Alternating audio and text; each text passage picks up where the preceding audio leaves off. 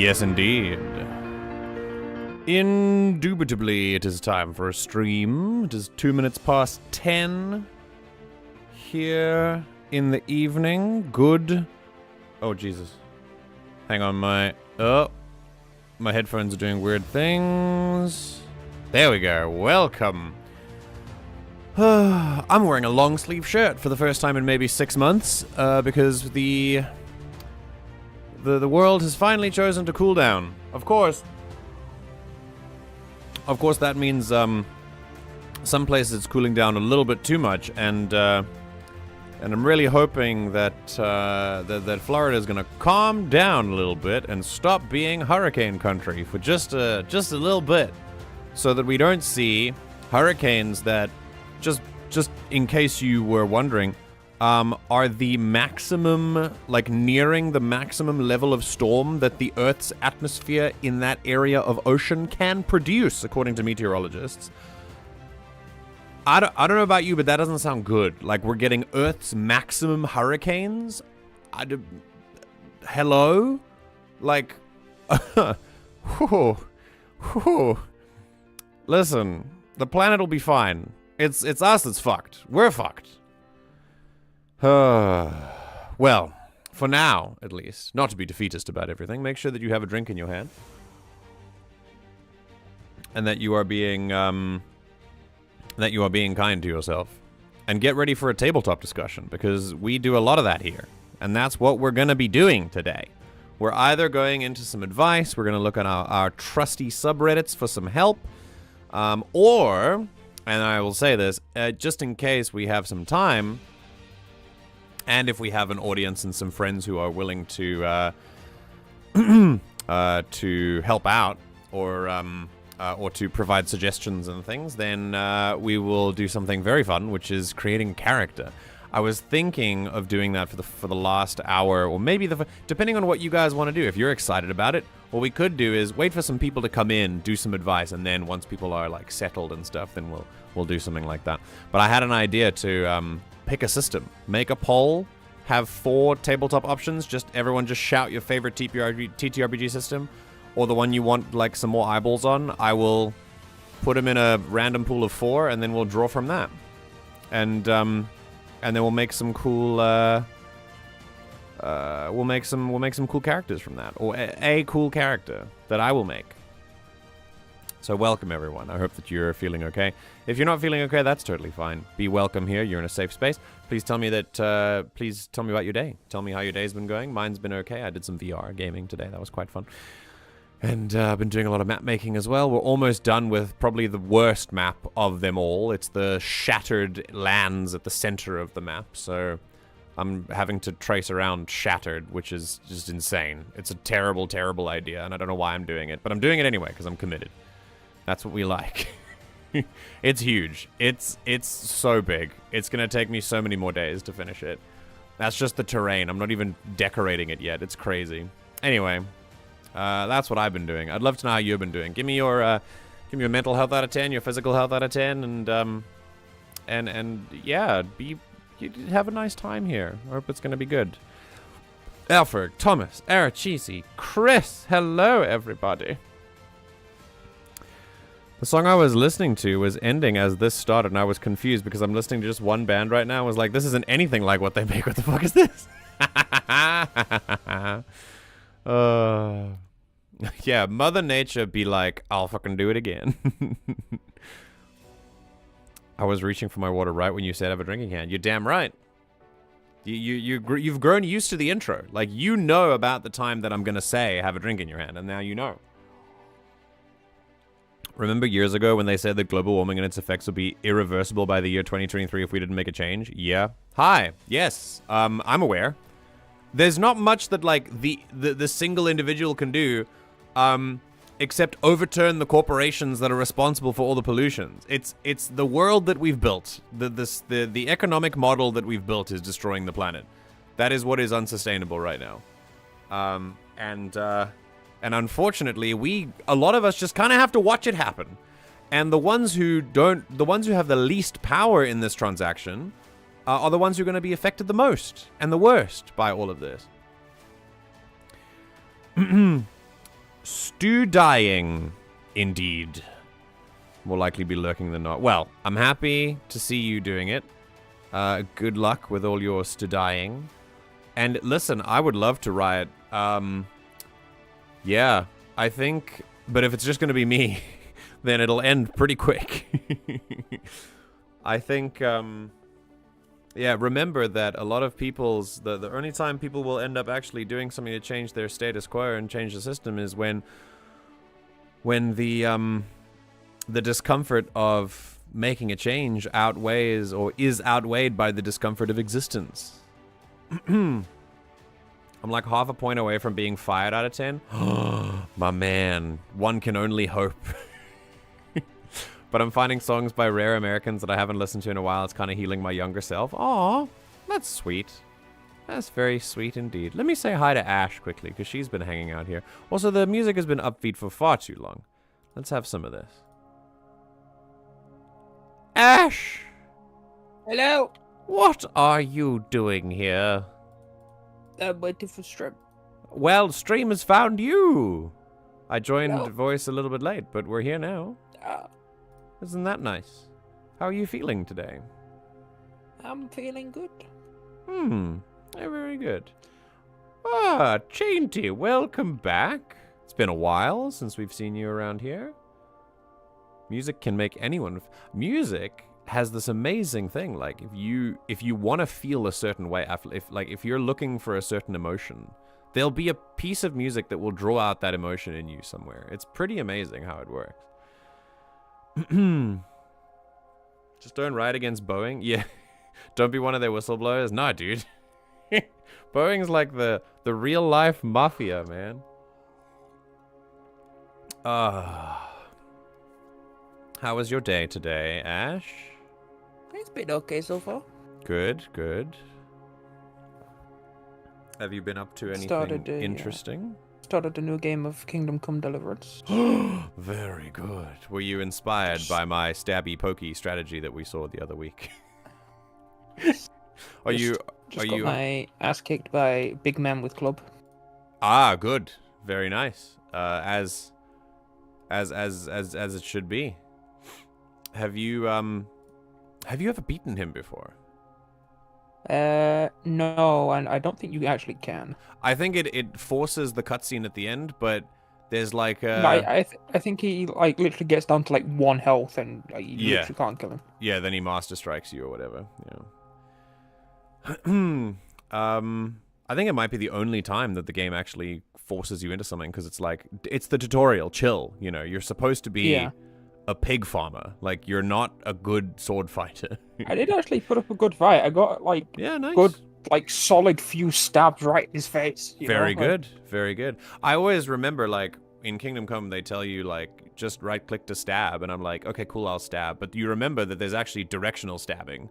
Like, you can stab for someone's legs and arms, but you can also stab for their face if you do an upward stab, which I didn't realize because it automatically switches to that little dot in the center of your screen when you stab. Yeah, where it's just stab center mass. Like... Yeah, but as soon as I well, but the thing is, you can stab for their faces if you aim up first and then stab, and then it goes for their face. It's pretty cool. Yeah. But if you just spam the stab, then it's like you don't aim every time. Yeah, then it's just chest. Yeah. One could say music is magical. Is it a War of the Roses thingy? No, what do you mean? The game we're talking about? We're talking about a video game called Kingdom Come. If you haven't played Kingdom Come, it is a hyper-realistic medieval peasant simulator. It's a role-playing game where you play as a young boy called Henry, who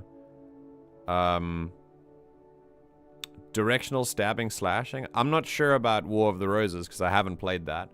But it's very like it's like the first time I experienced directional sword combat was For Honor, but Mountain Blade did it before them. So it's more like Mountain Blade than For Honor, I suppose. For Honor really like simplified the directionals. With Kingdom Come, you've got 5 directions you can go in. It's also kind of simplified the vibe. It's not nearly as complex as like the parrying and countering of For Honor, but it's more like the Mountain Blade model. It's a great game, though. It's freaking awesome. And Yeah, in anticipation and if you can, of like, master the combat, you just become fucking, like, godly. yeah, it's amazing. As soon as you unlock, there's this thing that you unlock called Master Strikes, which is like right in the beginning of the game. And as soon as you've unlocked that, you just become a god. It's amazing. But before you unlock that, you're absolutely dog shit, like at almost everything, which is kind of the point. Like the game forces you to, like, the character is not as good as the player. So even if I, the player, am very good at like the timing of parries and stuff, if the character hasn't had the experience, then he can't do it, no matter how much I want him to. Which has caused me no small amount of frustration in a game like that. Because I'm like, I'm doing it, Henry. I'm doing it. Why don't you do it, please? And Henry's like, it's not so easy when you're like, you know, it's like, I've not learned how to do it yet. What do you want about? Head to toe in armor. Yeah, exactly. Also, It's I'm like wearing armor and a sword is heavy. Like, you cannot block or parry at all until one of the NPCs teaches you how to do it. Yes. Right? Yeah, exactly. Yeah. Even if you, as the person, like, know all the controls, you can't do it until you've actually been taught. It's nice. It is nice. It's a good way of going about skill progression. I really think so. You can't even read until you learn how to read. Yes. Yeah, you can't read because you're a peasant. It's pretty interesting. Dark Souls is the best RPG ever. You really get immersed in the role of being the victim. I know that meme. For Honor doesn't deserve the comparison anyway. I don't know. I actually enjoyed my time in For Honor many, many years ago. There's been a lot of changes since then, but I really enjoyed it. It did bring out some salt in me, though. I will say that. Alrighty. I feel pretty warm. What do you guys think? Shall we go look at a? Let's go look at some stories. I don't really know which one we're gonna find today. But we'll see. We'll see what we've got. Let me zoom in so that. Oh God. There we go. Okay. Alrighty. It's a good game. I just hate the story mode is online only, even though it's single player. That did piss me off a little bit. That's true. I have a notification.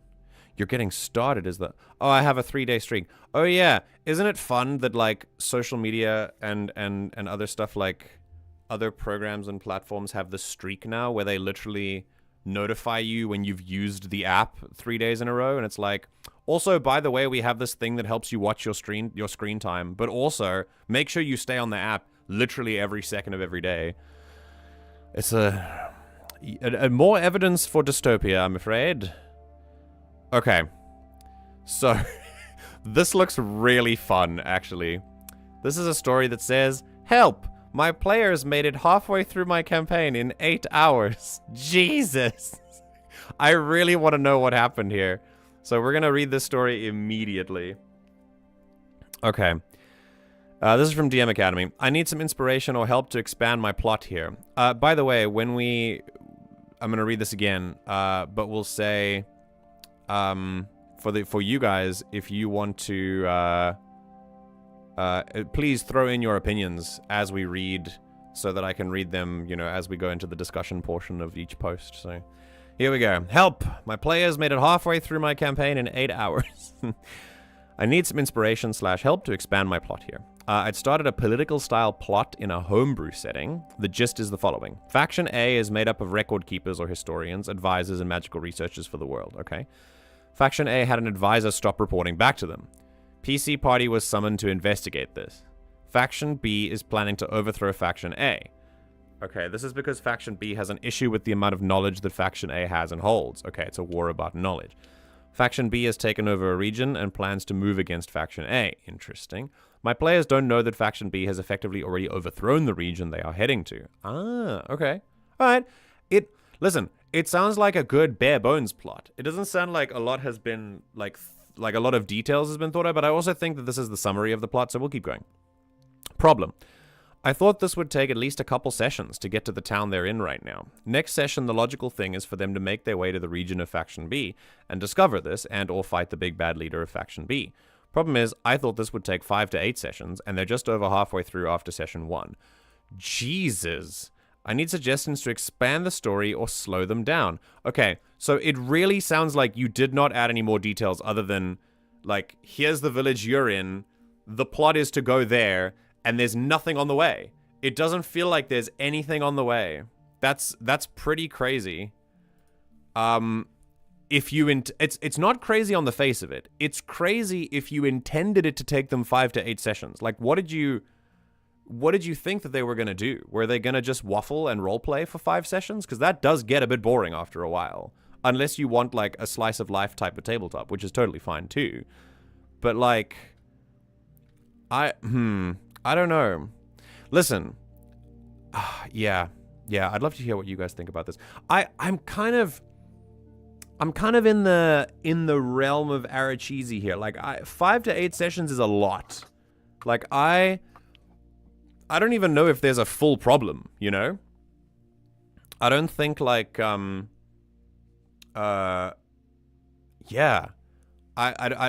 might not even be a big issue here. I mean, I would say maybe Faction A and Faction B is like the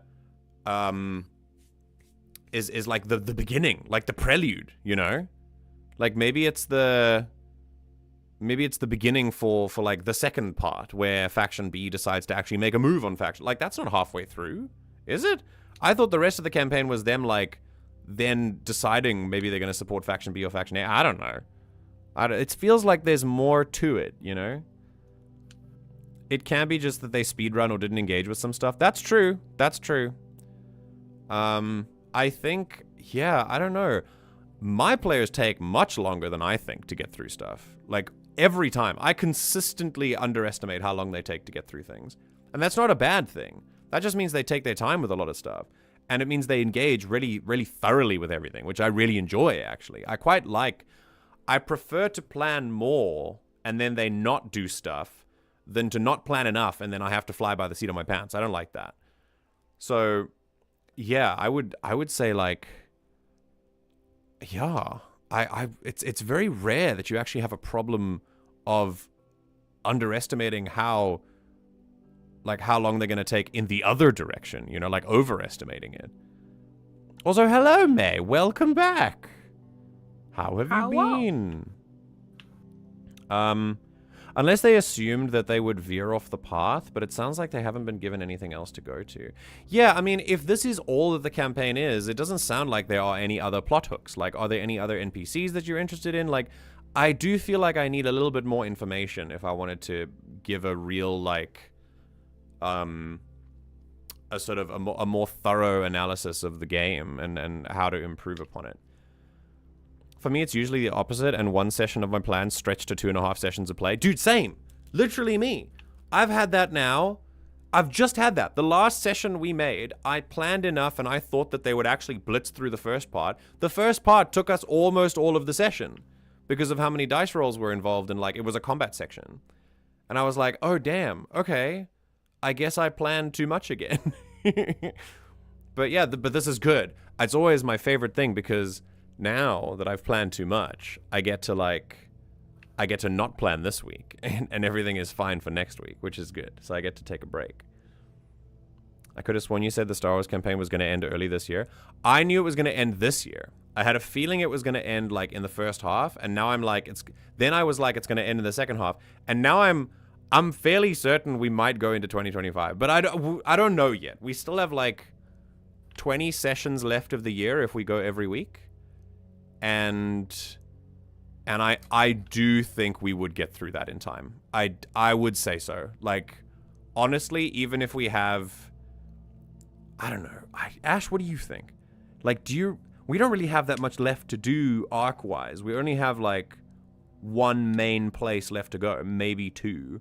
I don't know if that'll take us 20 sessions. Like, I don't know. I mean, it's hard to say without knowing everything it involves. Yeah, it is hard to say. You're right. We might take a few sessions planning, like. Yeah, true. Yeah. Do like, one thing that should only take one session, you know. Oh, yeah, you're right. Anyway, so I plan on it ending this year, like at the end of this year, because I kind of want it to end at the end of this year. Not because I don't like it, but because I feel like 3 solid full years is like a really good a good place to have a full campaign like we did. Because I am, like I said, I'm not losing my passion for the game. I'm in fact, it grows every session because everyone's having like a grand time, and that's really awesome to know. But I'm also kind of, I'm really ready to tell another story, like to go into like another system and do stuff like that. So yeah, I'm ready to start a new campaign, and I don't want to start 2 at one time. I've run two games at one time. I've run 3, and it is awful. It's absolutely terrible. I would not recommend it. Is it that point in the open world RPG where you start ignoring side quests and just keep doing main story? Yeah, yeah. It's the end of the campaign, so we're not like, we'll do side quests in New Game Plus. It's fine. We'll do it later. It's like, oh, we'll do it post game. Like, we'll just yeah. When it's the like main things quest are is ramping over. up. It feels wrong to like stop the momentum. That's legitimately me in any RPG. In any RPG, I did it in Outlaws, and then I go do the extra stuff afterwards. Yeah. Knowing your players, it may never end. Don't say things like that, Alfred, please. Anyway, let's go into the comment sections here. Sounds like overplanning, actually. You designed your world conflict instead of a set of challenges and scenarios. Don't prepare plot, prepare scenarios. It depends on the situation. I don't always agree with this because I have a plot. But I only have a plot up until the point of the player's intervention. So my plot exists as it does without the players. And then when the players involve themselves, I tie them in at the moment that they intersect with the plot. So if you imagine it like a line, the plot is the line, the players are another line, and every time they hit the line of plot, it changes the plot slightly. That's how I feel about it. But it's not for every story. Like, you can plan scenarios as well and just see where it goes. Really, you should only plan a session and a half in advance. In detail, yes, I think so. But in the beginning, I do my best to set, like, a game plan. Like, I have a roadmap in my campaign. Not a railroad map, but more like I said, just the line of plot that the players will change as they go. But I feel like the characters in my games need long-term plans, because oftentimes the players in my campaign have long-term plans. So that's something I need to account for, you know. Use the spiral campaign design method from Mike Shear. Start at the characters and spiral out from there. Mike Shear spiral campaign. What on earth is that?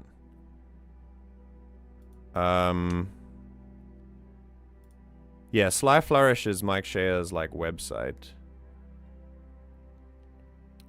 A lazier way. Spiral campaign development. Yeah, so lots of DMs build worlds from the outside in. I kind of try and do both, but yeah, there's a lazier way, a spiral campaign development. Okay. I describe spiral campaign. Oh, it's in his book. Oh, he's gonna dig deeper. Okay. Well, let's see here, like. Okay, so he starts small and grows bigger. Okay, cool. So basically the way that this works, this spiral that Mike Share has created is about, like, it's basically starting in one town, just players, one town, 3 quests that are very insular and don't have big real-world implications.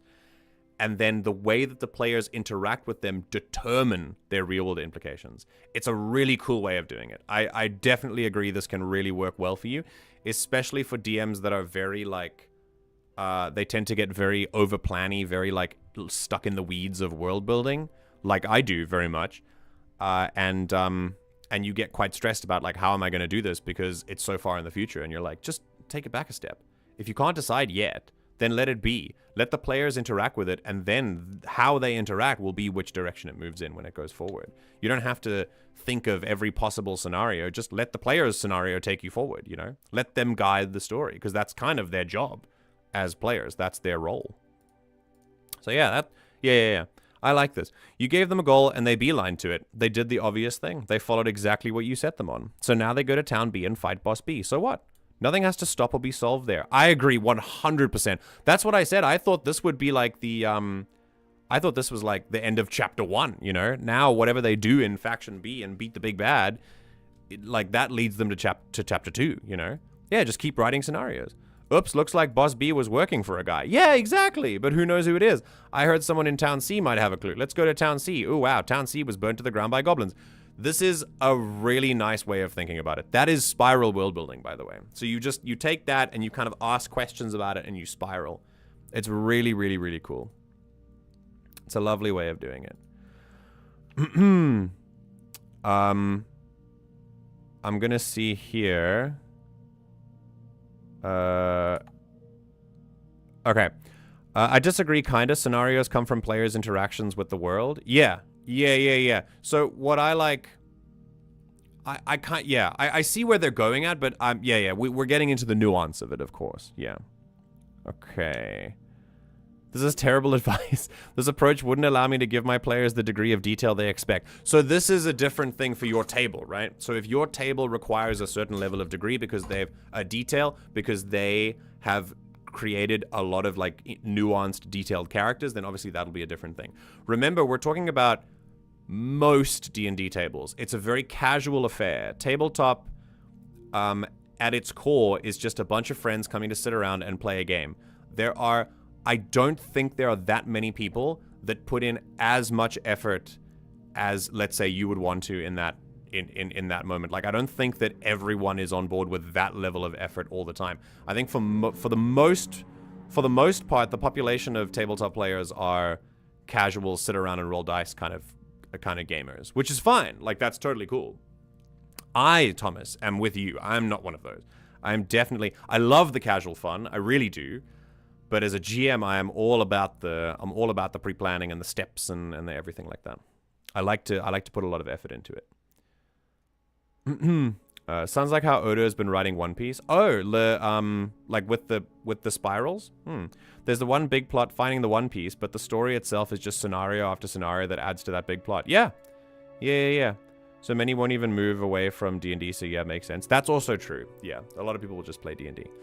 Listen, like I said, I don't fully agree with the idea of just preparing scenarios, because I am very much going to be the one who always prepares plot. But again, remember, the answer to almost any question about tabletop role-playing is, it depends on the table. It depends on the person. Because everyone's going to have different ideas. Everyone's going to have different expectations on what to do.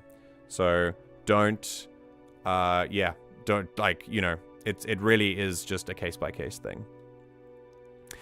Just keep writing scenarios. Let the players prompt your creativity. This is a good way. If you're out of ideas, this is a great way to keep going. Give them things to do. Figure out what they want to do. Dangle those possibilities in front of them. Then have enemies snatch them out from under their noses. Keep going. Yeah, you could just keep going. Yeah. Also, I agree with this. The first line of the comment, I would not do this. Don't slow down the story to make it last longer. Absolutely not. Let the pacing keep going. Remember, players often, more than the GM, players determine the pacing because they're the ones who have to actually take the actions. I actually think in our game, it's actually a little bit of both. That there is I like to push a little bit when I feel like things are going, and I feel like things are slowing down and I want to like ramp things up a little bit, then I'll give a little push. Or if I think things are going a little too fast, I'll slow them down a little bit. But that's with my like I keep my foot hovering above the pedal, you know? But the players are the ones who are actually driving the car. They are the ones who decide where the pacing is going. And I think that's how it should be. I think the players are, yeah. Ooh, we have a slight problem. Give me just a second.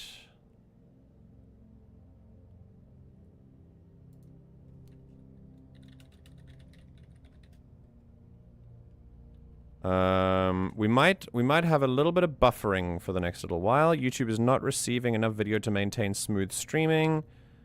As such, viewers will experience buffering. Okay. All right, so you might have a little bit of buffering. I'm not sure why. Let me check.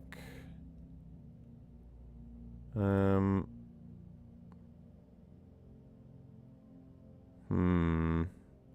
don't know what the problem is. Oh, it's an internet issue. Okay.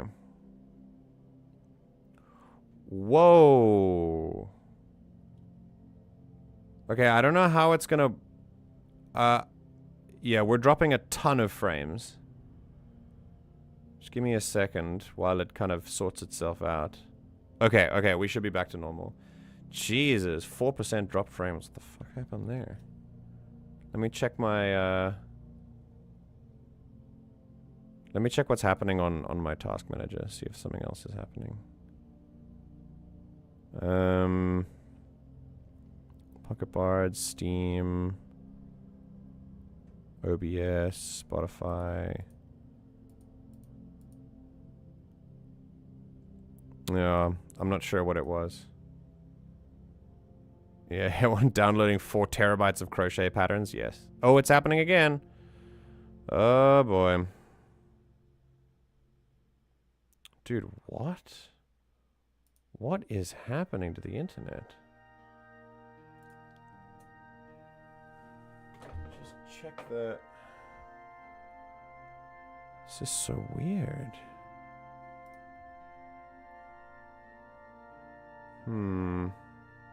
Okay. Alright, well, we'll see. We're gonna keep going. If it happens again, I mean, I don't know what to do. So I guess we just kind of keep going. Yeah, let's keep going.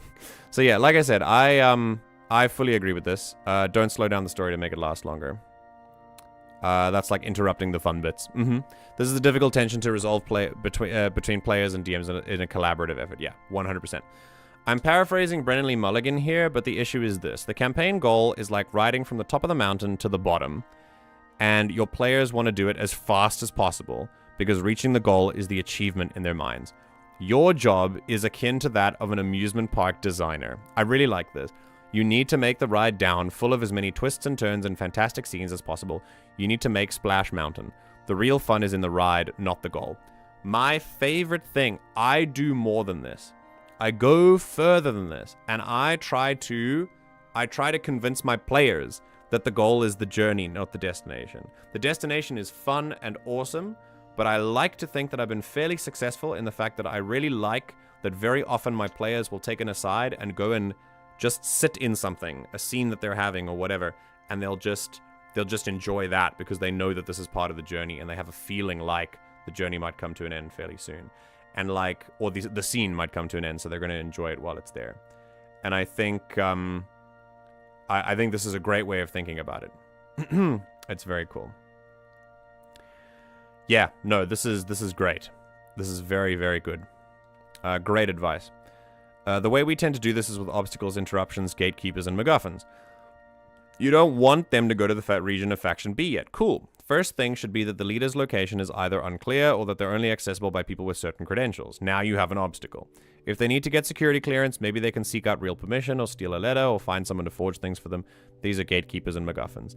New area they're in, they have to prove their worth to those who are helping them out by taking care of a problem. If that goes too quickly, someone else has beaten them to the punch, or they're noticed by a different authority and detained and need to defend themselves. These are interruptions. This is a masterclass. This is phenomenal work, by the way. It's really, really, really good. This is great advice for people who are looking to plan more encounters. Like, you've got road A to B, and on the way, you've just got to put in a bunch of new stuff, you know? Okay, so we're doing a... I'm dropping a bunch of frames again, and I genuinely don't know why. So... my Wi-Fi is on. Why? I'm switching that bad boy off. Because I'm connected via Ethernet, and I really hope my Wi-Fi is not messing around with my internet. Maybe that's what's happening. It very well could be that. Coolhead's comment is cool. I like Coolhead's comment. This is also where DMs all that lore you've been sitting on is super handy. Talking to DMs, okay. Who else has a beef with Faction B? What is valuable enough to exchange for forgery services in your world? What rumors are there about the Thieves Guild, and what is their initiation ritual like? Yes. These are all just examples. You can head in whatever direction you like, but the players need small, manageable goals, and they should make progress and reveal more information about the larger state of the world as they move towards their end goal. Yes. Yes, this is fantastic advice. Very good. Look, long story short, my advice for this would be... I like both of that advice. My advice leans more towards... I mean, you can slow them down if you want to. But if they get there too soon, so what? Make more stuff based on what they do when they get there. Like, it doesn't have to... You don't have to take 5 to 8 carefully planned sessions to go somewhere. If the players... Remember, it's the age-old thing. No plan survives contact with the players, you know? So, so if you do... If you do have a group of players that like disrupt your plans and things, then it's fine. Just roll with it. Keep going. Yeah, What's the next plan? You make a plan, you execute the plan goes wrong, you make a new plan. Yeah, that's the vibe. That's exactly the vibe. Okay, we're now up to 7.6 dropped frames. I'm gonna take a second and figure out what the hell is wrong.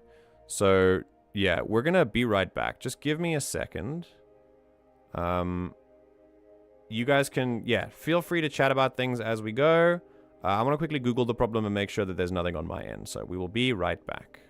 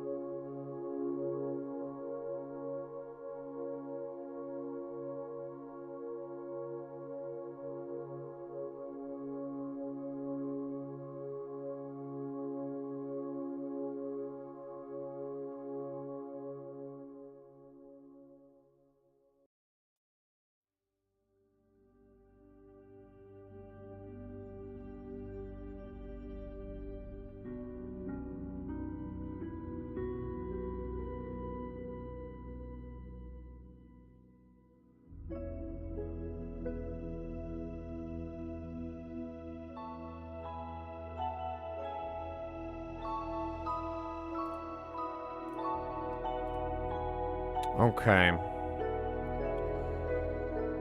I'm hoping. On pause at the moment. I'm hoping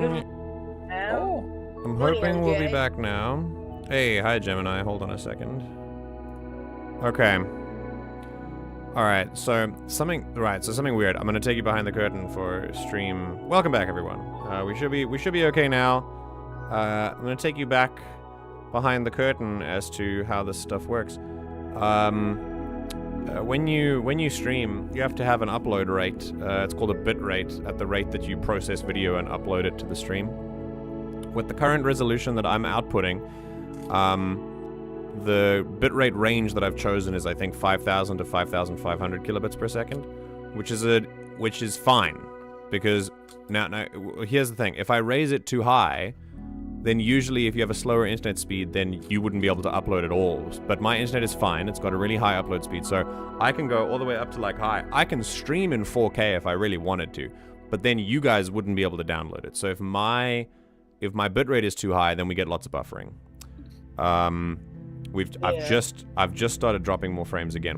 I'm really hoping that this is not gonna be just a dead stream, but we'll see. Okay, it's back. It kind of jumps up and down. Yeah. Anyway, so what I've done now, what I'm doing is checking and monitoring what YouTube is telling me, and one of the things that it's telling me is that my bitrate is too high, and that it says that there's a suggestion that you should halve your bitrate. Halving the bitrate is going to make me look like a block of cheese, right? A low poly, like from Minecraft kind of vibes. It's not good. So I don't know why they want me to do that. Something is going wrong somewhere, because my internet is not a problem. I've done speed tests and I've checked the integrity of my internet connection. It's fine, but it must be something else. Anyway, guys, that looks rough. I'm gonna keep going, and hopefully we'll be fine. Hopefully we'll be fine. I'm gonna stop streaming on Discord just in case it's kind of messing up my my bitrate and stuff. Alrighty. Minecraft better than PS1 though. Yo, you get the idea. You get the idea. Alright. So we're gonna move this now. We're gonna move this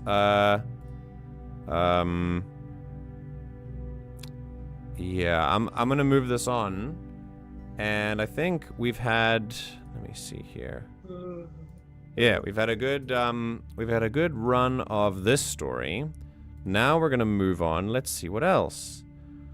Okay. Oh, lots of people looking for help. I do like DM Academy versus some of the horror stories, but let's see. Help player accusing me of stifling creativity. Oof. Okay, now you guys know how I like to work with people, so let's see. I mean, that's a very interesting looking one. I could go for this one. I could definitely go for this one. Level 15 Adventurers of Hired Mercenaries has turned into a micromanage hell, FML. That's high level D&D for you. I'm afraid that's what you got yourself in for.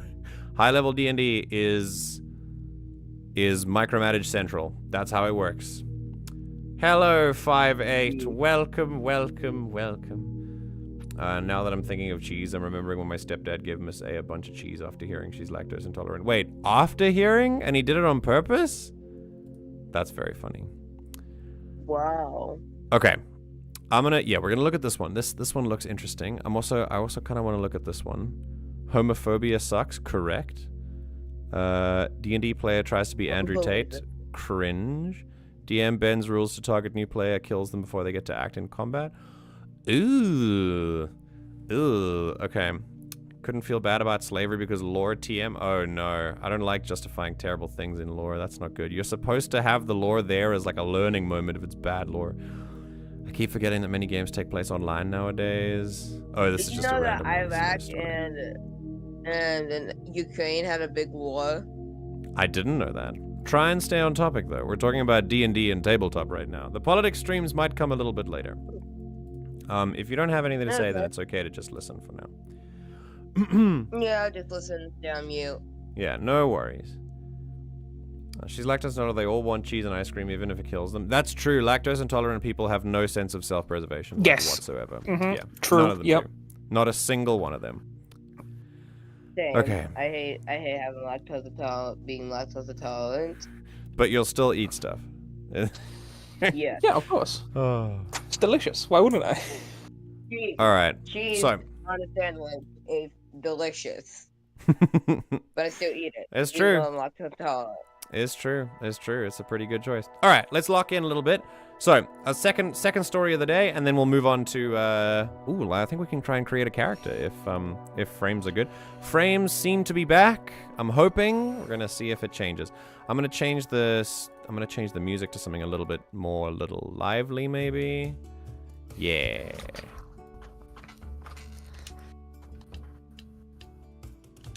All right, here we go. Help! Player accusing me of stifling creativity. So, I've just started a new campaign with players who I've previously DM'd for before. In this group, I'm essentially a forever DM, and I was excited to start world building. How I like to world build is that I'll make a rough world map with biomes and city names, and then talk with players about what they want their character to be, and we can both come up with where they're from, and it helps me flesh out my world. For example, if a player is from Fayville and wants to be a street urchin, then I can write that Fayville has a poverty problem, etc. This is probably one of the coolest and greatest ways that you can start a campaign. Let your players create. It's such a cool thing. The main factions in my game, the central factions that are antagonists in the game, were player and GM created all together. We did it all together in the backstories of previous seasons of the campaign as well, if they have longevity, like if they were there in previous seasons. But this is the best way to do it, because it makes your players invested, because they made it. They made something. I can't think of, it can be fairly stifling immediately if I'm a player, for example, and I come into a world that's already been built for me, and there's nothing that I can add to it, and I'm just going to slot something in there. That makes me feel like I have to read a Bible worth of information just to catch up with what's going on in the world. It doesn't work for many people. It could work for some, but not for many. Let your players create things. It makes a huge difference. It's so, so, so cool. It is a really, really, really good idea. I love that. I love that advice. So yeah, do this. Do what this person does. Minute Mail 2615.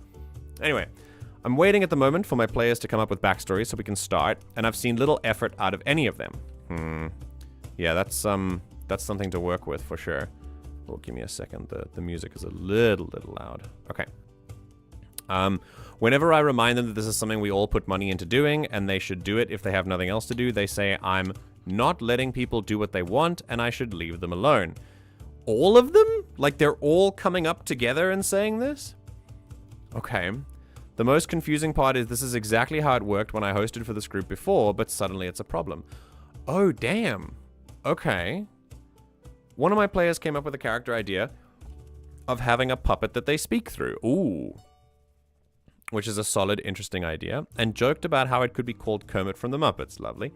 I responded by saying we can't have Muppets in the game. Alright, I mean, taste, I guess. And another of my players freaked out at me saying I'm not letting anyone be silly and have fun, and that I'm stifling player creativity. Okay.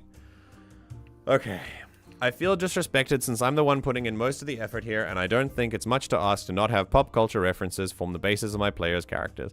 Should I just let the players do anything they want? It feels like the more I say no to, the more they think I'm being some kind of tyrant. What should I do? Okay, I don't know.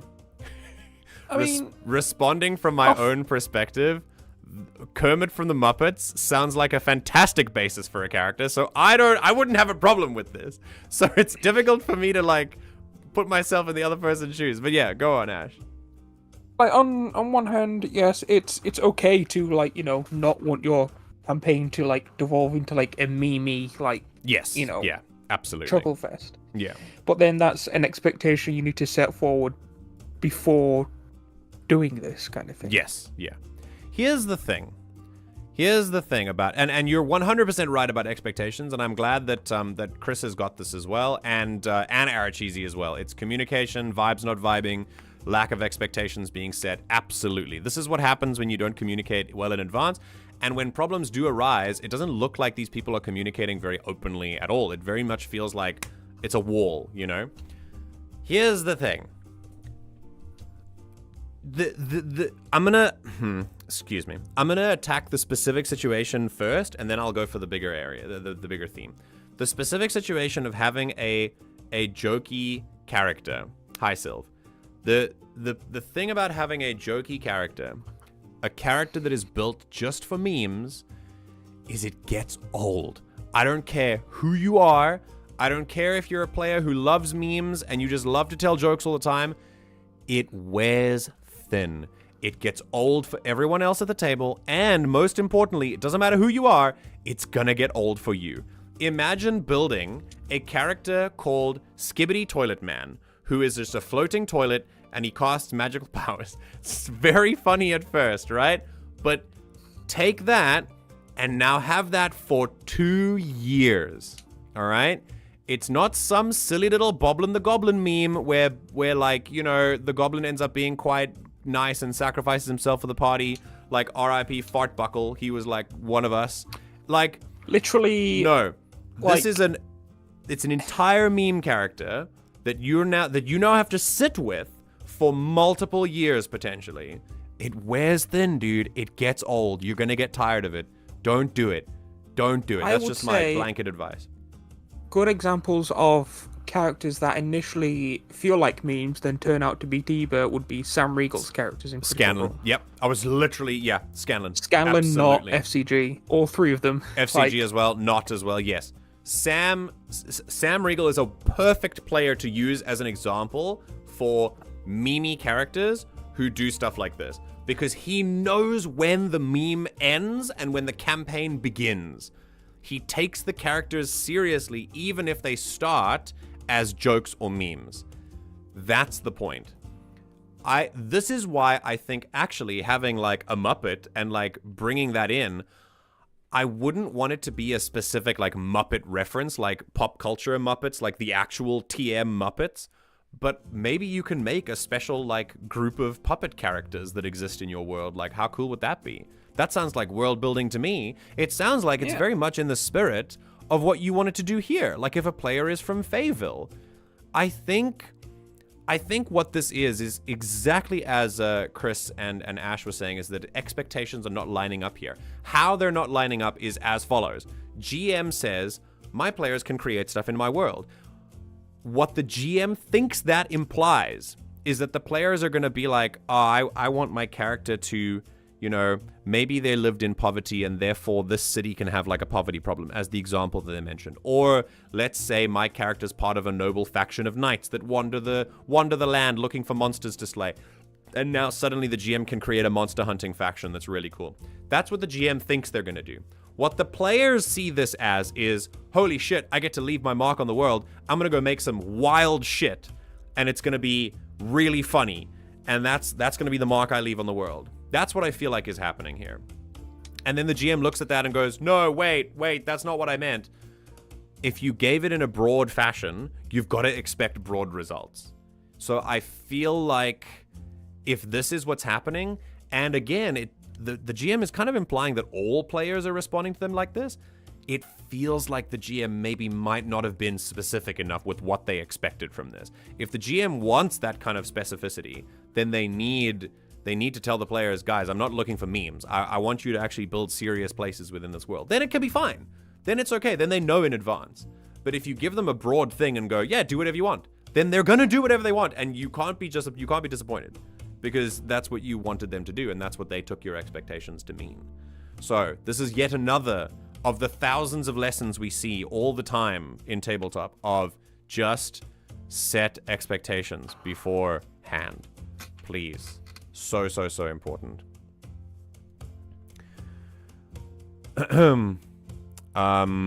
Not to armchair analyze, but I think there's also some bigger issues in the group because of the whole first paragraph, and it never was a problem. Yeah, sure. Yeah. I think 2 paragraphs is not, like you said, 2 paragraphs is not really enough to get us to like understand what this friend group dynamic is like, but I did notice that as well. Your meme characters need to be versatile as hell. Kermit could work, but it depends on if I can trust that player. Yes, absolutely. I'm telling you something. I would trust Sam Riegel with any character. So I think that's definitely what you need there. You need a player who can still, you know, keep that. But they still. Oreos while listening to this. Oh, you eating Oreos? Excellent idea. Very good. While Imagine watching this game. Imagine the torment of only being able to experience the world through this doll leaves a lot of room for character goals. That sounds dark and very interesting. Very cool. I love that. Yeah, you can have in-world memes, but if it's just one-to-one references, personally, I'm not the biggest fan of that. For me, I think they need to be legally distinct and authentic to the world. What do you mean legally distinct? Like from a It's definitional... not literally Kermit. From a oh, legally as in like not the trademark Muppets. Yes, absolutely. Yeah, I'm with you there as well. Yeah. And I don't like the one-to-one reference either. I think if it's loosely based, then that would be good too. Yeah. So this is how I would do it with these players. Like if this player is You like, could have a funny frog puppet. yeah, Kermit, sure. Yeah. If this player is like, yeah, dude, I want Kermit. I'm like, dude, let's do it. I want you to have this, but I need you to compromise with me. I don't want it to be Kermit the Frog, right? Let's say maybe you do. And then it's like, okay, cool, let's have Kermit the Frog. But I wouldn't. So let's not make it Kermit the Frog TM from the Muppets TM and the Sesame Street TM show, right? Instead, let's make it someone else. Make it a different thing. Make it a different type of puppet. And we can have a whole species of puppets about it. It can be fine. So in this case, something like wooden frog doll named Ribbit that talks with Kermit voice would be fine. Oh, dude, yeah, absolutely. 100%, yeah. I think Arachizi's right. The DM says, I'm doing most of the work, but all they're really doing is detailing. The players are probably putting in a lot more work than the DM says. Yes. I think especially if you are a GM who says, I'm letting my players create in the world, and then you're saying I'm doing most of the work. Listen. I'm under no illusions as a GM, all right? I do most of the work. I've put thousands of hours, plural, into the campaign that I run. But I would never hold that over my players because they didn't make me do it. I'm choosing to do it. And they are acknowledging of that. They know what that is. They know what that means. They understand and appreciate the effort. And I really, really love that. But don't hold something over someone else that you've chosen to do. If it's a burden that you've chosen to put on your shoulders, then you don't get to hold that over other people as something that they need to, like, you know, constantly walk on eggshells around. You know what I mean? So in this case, I think he kind of goes to it a little bit quickly. As soon as they break that expectation, he's like, I'm doing most of the work. So like the least they can do is take it a bit more seriously. Like, no, reframe. Come at it a little bit differently, please. Just to nitpick, the Muppets aren't from Sesame Street. The puppets on Sesame Street are Muppets, but not the Muppets. Okay, what? It's fine. I kind of thought it was a shared universe. I mean, I did too, actually, yeah. Sorry, what was that? Tongue twisters.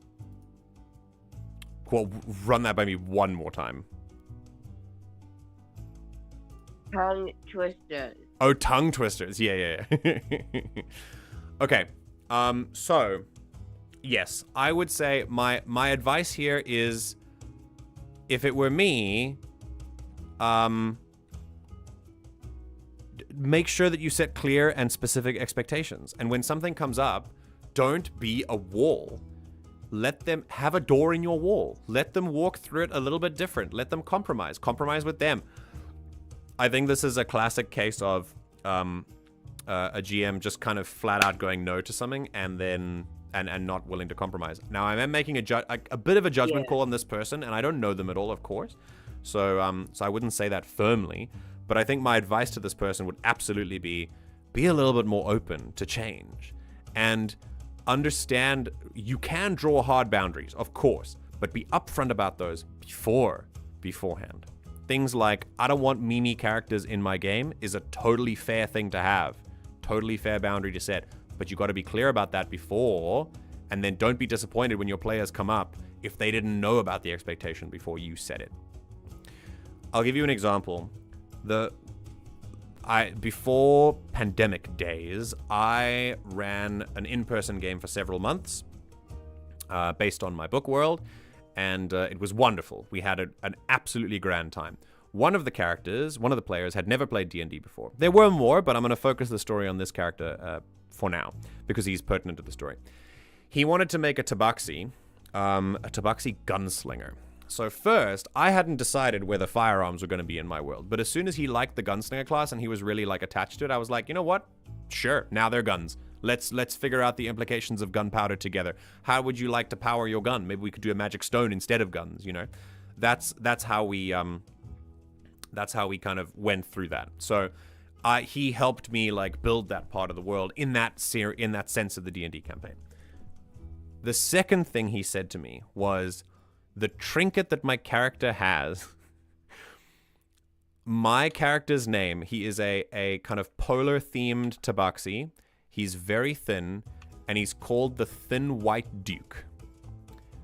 And his central like little trinket that he has is a cassette tape, and he has like earphones that he listens to, and he has like a little music player. That's what I want for him. And I was like, can you explain that again? Because I didn't know what the Plain White Duke is. For those of you who are lost, Plain White Duke is the name of a David Bowie album. It's apparently very, very famous. It's very psychedelic and very weird, right? Of course, you know, David Bowie, like same vibes. But it's the story of a character called the Thin White Duke. And Chris was in this campaign. Yeah. Chris was in this campaign, so he knows. And when he brought this idea to me, I said, let's do it. Let's make it happen. So in my high fantasy world, I said, sorry, is it Bob Dylan or is it David Bowie? I think it was one of the, I can't remember. Let's figure it out. Thin White Duke. David Bowie. Yeah. Anyway, so I didn't want, you know, David Bowie as a character in my world, but we compromised, and I was like, I love this idea. I want you to have this, so let's make it work in the world. And he was like, let's do it. So together, I brought sci-fi into my high fantasy, and I made him a little session 0 as to how he acquired this trinket. And I made it that like a spaceship crashed. He found the wreck of a spaceship in some random point in the desert during his session 0. He walked on board. Everyone was gone. There were some dead people there. And in the control console, he didn't understand what any of this was. He's just a gunslinger in the desert. And he found this cassette with this like playing music. And that's what he has. He has this thing. It's a total anachronism for the time period that he's in. It shouldn't be there. But we put it in because I wanted him to have something, right? And that's one of the things that he brought it to me. He was so excited about it. And I didn't give any expectations that wasn't allowed. So I was like, you know what? Let's roll with it. And I really, really give that advice to other GMs as well. I beg you to find ways to roll with what your players bring you, because it can give them so much joy. And he loves that character. To this day, we haven't played in years, and he still talks about that character. That's what you can do for someone. You can really have that impact on them. So I highly recommend that you try that. It can really, really, really be effective. He never mentioned this to any of the rest of the group, right? No, we didn't get far enough for him to mention that he literally, like, picked it up off of a spaceship that had wrecked in the middle of the desert. But, because you guys were still in the intro area of the campaign when we stopped. But yeah, that was it, really. So that would be my advice. I have personal experience with something like this that happened. And the thing is, he didn't intend for it to be a meme. He just wanted it to be fun because he liked David Bowie. And he liked the music. He was listening to the album at the time, and he was like, I want a character that's inspired by that album. And I was like, fuck it, dude. Let's go.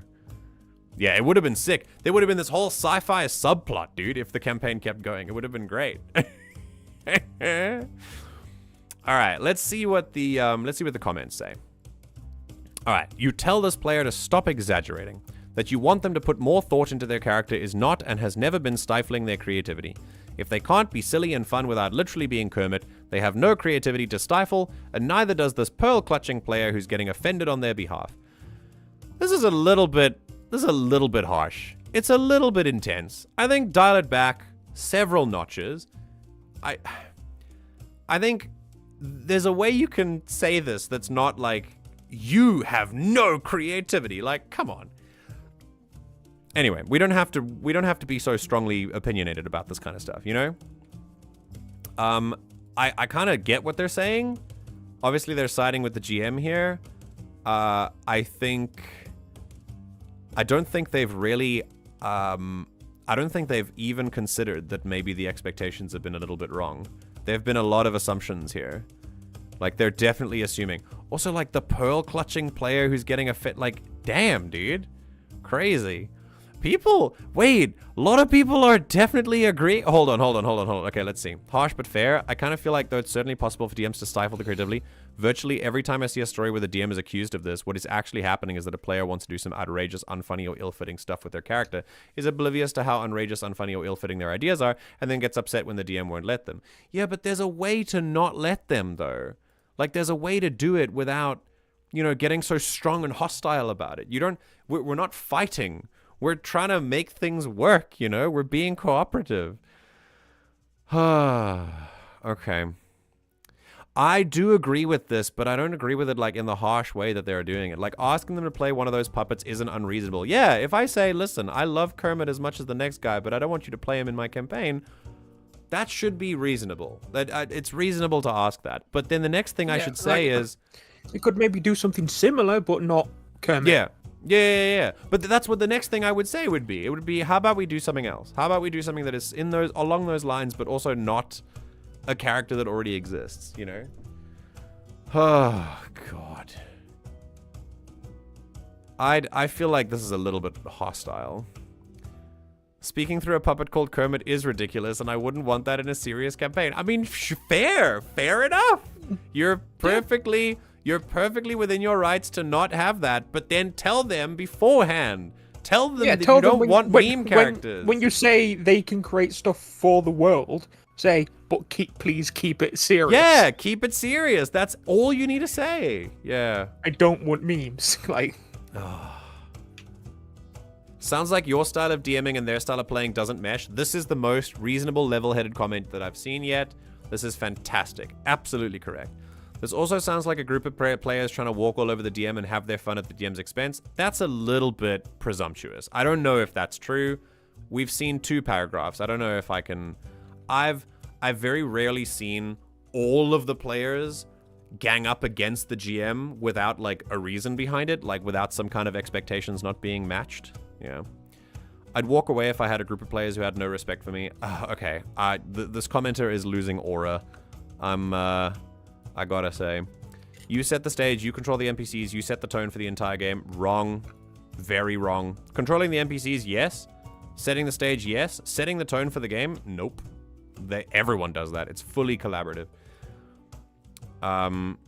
If I had a player who told me to leave us alone and let us be silly, I would say, sure, you can be silly right over there away from my table. What's wrong with a little bit of silliness, guys? Please. Like I said, it's totally fair to not want it in your game, but, like, I feel like there's a little bit too much hostility in this comment section. I'm not gonna lie. This is good. This is good. You should have a discussion about what the aim for the game is, what kind of dedication do you want from the players, and what is the tone of the game you're going for.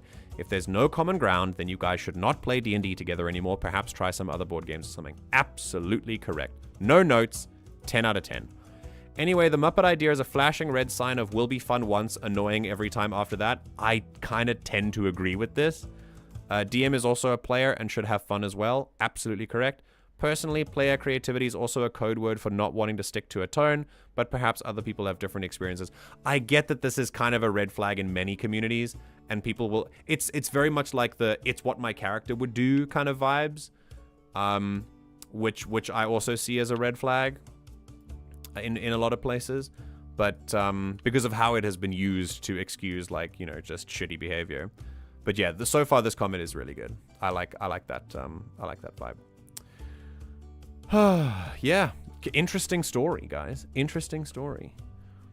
I feel like it's a lot of assumptions being made. Hey, same brain cell. By user, not my best mistake. Very presumptuous. The DM also said it wasn't a problem before. Yeah, exactly. Yeah. The last sentence is very fair if we remove hostility. No, true. Yeah, like, I think what you were talking about there, yeah. Sometimes if players want silliness and you don't, they might be better off with another GM. And there you go. There's no hard feelings. No personal... It's nothing personal. It's just what I want and what you want are different. We can go our separate ways. Let's play a board game. You know? It's not. Yeah. And maybe one of the players can take up the mantle of GMing. It'll be great. It'll be great.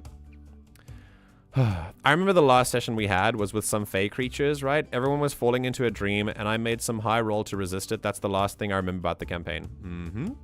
You were put to sleep by some dryads, I think. Yeah, it was a dryad thing. After you'd faced off against some quicklings, which are really fun little fey creatures to work with. I really enjoyed the quicklings. The quicklings was, it's a really fun stat block to use. They have like 120 feet of movement. Their movements don't provoke attacks of opportunity. And like they have advantage on attack rolls or something. And they don't do a lot of damage. They're just so fast, like you can't hit them. It was pretty challenging. You can lock them down. You can lock them down pretty easily with spells, but with like general fighter characters, they are at a heavy disadvantage. You also made it feel like we were about to level up from it. I remember that as well. You probably were about to level up. I don't know. I remember all of your characters, dude. I was so ready for your changeling character. We were playing around with a changeling character whose personalities had DID as well. Like we were.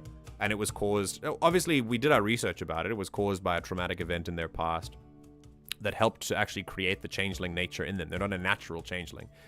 And I think we rolled every time they shifted into a new physical form. We rolled to see if one of the alters would like front and take the spotlight. I think it was interesting. But what I want is right. That's true, Thomas. Yeah, go on, Ash. Speaking of like characters with like DID. Yes. I roleplay one in Final Fantasy. Interesting. And, okay. I actually got complimented by someone who actually has D&D in how it's portrayed. Wait, someone who has D&D? Yes, D&D. Yes, I was complimented by a D&D enthusiast who told me that my representation of D&D was excellent and accurate. That's so cool. Like an actual DID like system told you that you do great. I think I'd take that as the highest of compliments. That's excellent. Because They were also role-playing, like, a character with it. And, like, in a different game. And I was like, oh, I've got a character that's basically exactly like this. And they're like, yeah, it's more or less based, like, on my experience with it. So it's like, oh, awesome. Fuck, okay. That's really cool, yeah. Listen, I have, I have this thing where I don't think it's just me. I think it's incredibly cringe to cosplay disabilities and syndromes and things. I think if you're going to have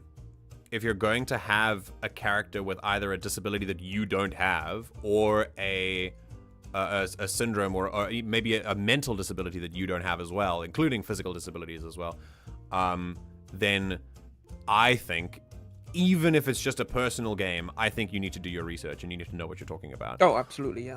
I think if it doesn't matter if no one outside the 6 players at your table is ever going to see it, I think it needs to be done. And make a lot of research beforehand. Absolutely. Make sure you know what you're doing. It doesn't matter if no one who has the disability is ever going to see it. It should matter to you. To me, that is integrity. I think that if you're going to make a character who has some kind of detriment that you don't have, and you don't know what that experience is like, you need to research what that experience is like, and then you need to play it like that. It's otherwise you are cosplaying, and it's a little bit cringe for me. We had the ambiguity if the cause was physiological or psychological, or mystical, and I absolutely loved it, dude. I'm glad you did. I really liked him as well. I learned so much just from making the characters. Same. Yeah, we did. We did do a lot of reading about it. It was very cool. Okay. Right. Speaking of characters, how about we take the last 40 minutes of stream and we make one? Right. At this point, everyone, I would like you to do me a huge solid, and I would like you to please, oh, hold on a second. You know what? No, let's go here. Everyone, I'd like you to take a second, and I would like you to shout out a D&D or a tabletop system that you would like me to take a look at and create a character in. It can't take too long. It's got to be 40 minutes because I'm ending the stream in 40 minutes. So at this point, Arachizi has given me a few. I think she's given me like 2 to work with. So I will look at those. But remember, we can only put 4 in the poll. So I'm going to choose random ones. So I've got 2 from Arachizi already. I'm going to roll a die. All right, we're going to let the dice decide. So speaking of die, of course, Alfred will suggest die. Arachizi has 2...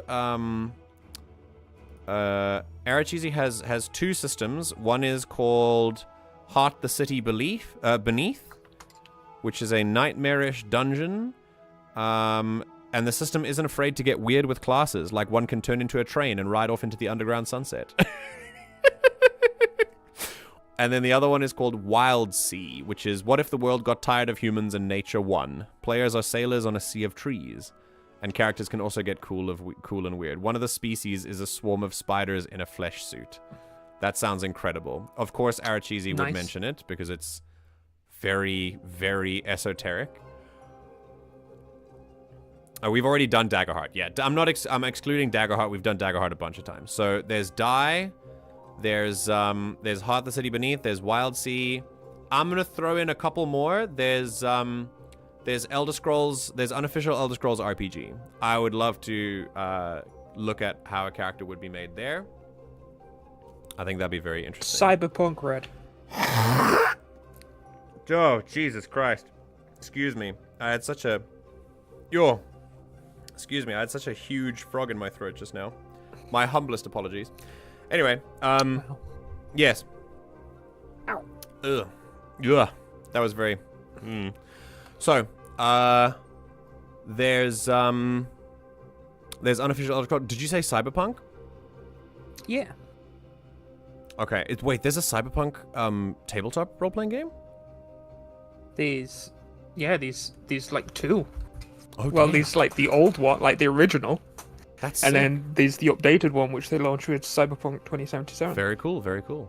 You don't like Cyberpunk that much? Yeah, you don't. It started as the TTRPG. Oh, sick. Okay. All right, so we've got Cyberpunk. We've got, hang on, let me make a list quickly. Cyberpunk. Jonathan Silverhand and co are characters from that TTRPG. The unofficial Elder Scrolls RPG. We've got... Oh, really? Oh, I didn't know that. We've got Die. We've got Wild Sea. We've got Heart the City Beneath. Thomas has suggested Forbidden Lands, a pretty nice system to play, but the character creation is story-wise kind of lacking, and you're largely left to flesh it out yourself after your species classes side. I won't recommend that for you to try and create a character, but if you ever get the opportunity to play it, you should. Okay. Okay, cool. All right, we'll exclude it from the list then. I mean, we got 5. I think this is a pretty good... Yeah. Okay, Arachizi, if you were to choose one, either Wild Sea or Heart the City Beneath, which one would you do? Because then those ones will be part of the poll.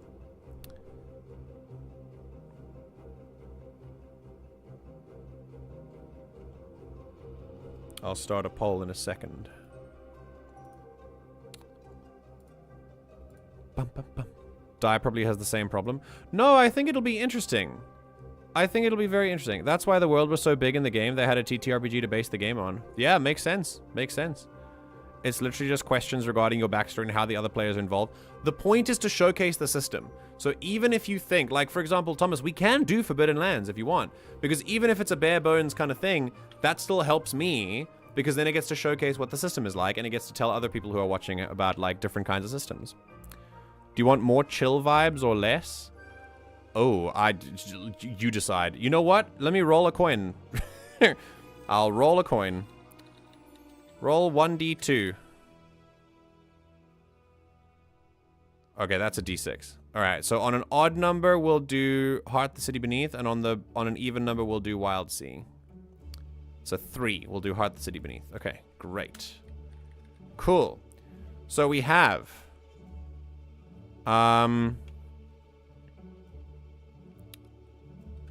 Right, we have Cyberpunk, UES, the unofficial Elder Scrolls RPG, Die, or Heart the City Beneath. Okay. Because either one of these could be really good. They could be really fun. So I think, yeah. Where character. Here we go. Everyone always asks where character, but no one ever asks why character. When character. True. Right, Cyberpunk. Cyberpunk. Elder Scrolls, which is like Skyrim, Oblivion, things like that. By the way, you guys obviously get a say in like how we do this. So in how we do the character as well. So you can get some input too.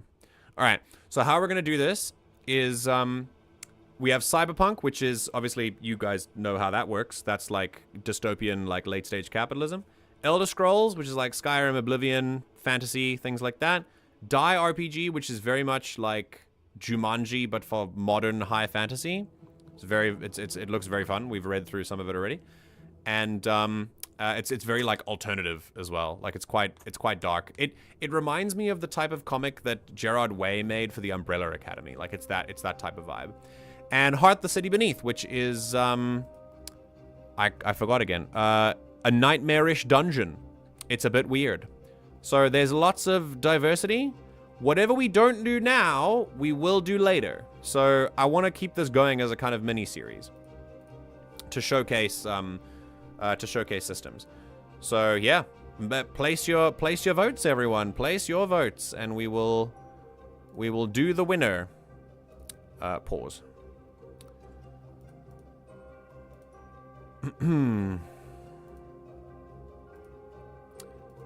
I played Blade and Sorcery the other day.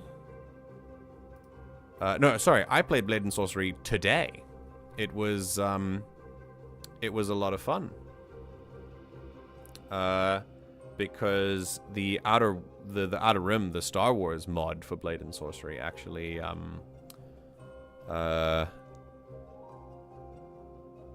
it got updated for the main version. All right, we got 4 votes. I see 8 people here, so the rest of you better get your voices heard and fast. Die sounds fantastic. Yeah, it is. It's really fun. It's really, really fun. Oh, okay. 5th vote for Cyberpunk. Interesting. The vote is currently split between Die RPG and Heart the City Beneath. All right, we're gonna do ranked choice voting. So at the end of the vote, if there's a tie, we're gonna do the poll again, and then do it for Die or Heart the City Beneath. If Die is thematically anything like the Umbrella Academy, I want that. I want to play a 13-year-old romantically involved with a mannequin. Dolores, my dear. I haven't seen the new season of Umbrella Academy. I'm very excited. I really, really, really want to see it. All right, come on, people. That's 5 votes. I'm gonna push someone to break the tie. Someone break the tie. Wait, I get a vote as well. I get to break the tie. Okay. Ooh. Okay. I think just for today, because I kind of know how... I kind of know, like, not how long it's going to take, but, like, I know it a little bit more, so it's not going to be low, and we only have half an hour to do it. I think I want to be more comfortable with something. So I am going to break the tie, and I'm going to vote for Die RPG. So we're going to start today with Die RPG. Blessings upon you. And let's do it. So I'll open up the PDF. And we're going to read it as if we were a first-time player reading the PDF. If you want to know where it is, it's currently... Where is the PDF? Somewhere in the Discord. Oh, it might have been in a place where that has been archived. Like TTRPG media. So what I'm gonna ask you for, Alferg, is that you repost, please. That would be fantastic.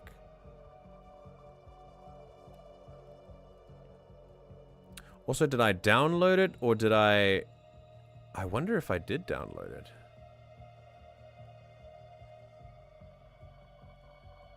Huh.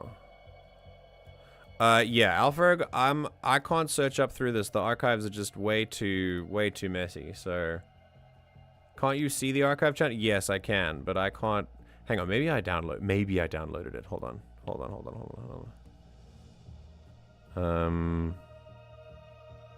I did not. I did not hit her. I did not.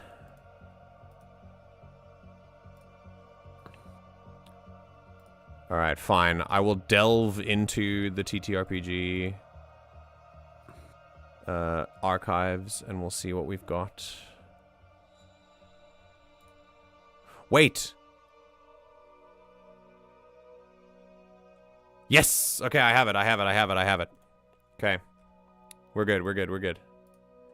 I'll repost that. This is gonna be in... This is probably gonna be in media. Because we don't have a TTRPG category anymore. We will once we have a campaign. We will. So don't stress. Okay, it's in there.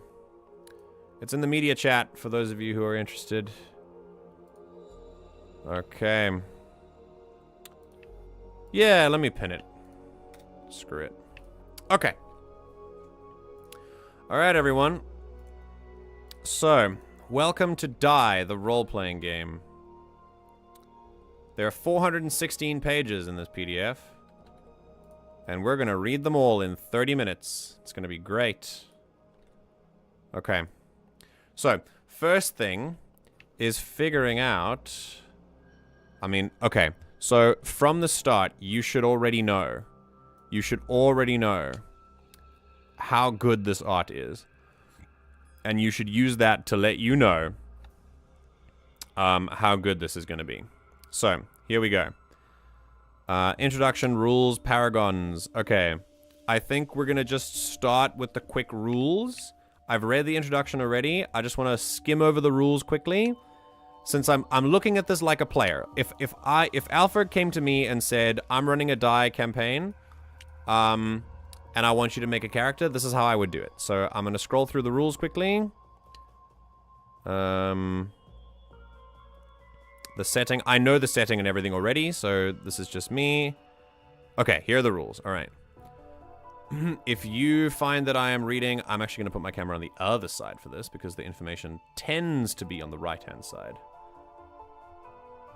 This is without a doubt the best rulebook I've read. Yeah, I mean, it's pretty good. It's pretty damn good. Okay. Alright, players play characters on their version of Earth known as personas. Okay, so I'm playing a character, a human character, a persona, and then the personas enter, die, and transform into paragons. There's a typo here, which is very interesting. This is a very important thing to change. Wow, editors, dude. Okay, when the game is on Earth, there aren't really any rules. Things are handled with role-playing and open conversation. Makes sense. When the game enters the fantasy world, the following rules are used to determine what happens when any character tries to do something. Okay. A character is any character inside the fantasy world, including the paragons. So my character will be called a paragon. That's the PC. NPCs are just called characters. Okay. 6 main statistics called stats. Strength, dex, con, whiz, intelligence, charisma. Okay, fine. Cool. Slightly different. Strength is physical prowess, overpowering people most melee activity. Dexterity, nimbleness and skill, shooting, sneaking, delicate weapons. Your general health, fitness, and ability not keel over when impaled by a weapon.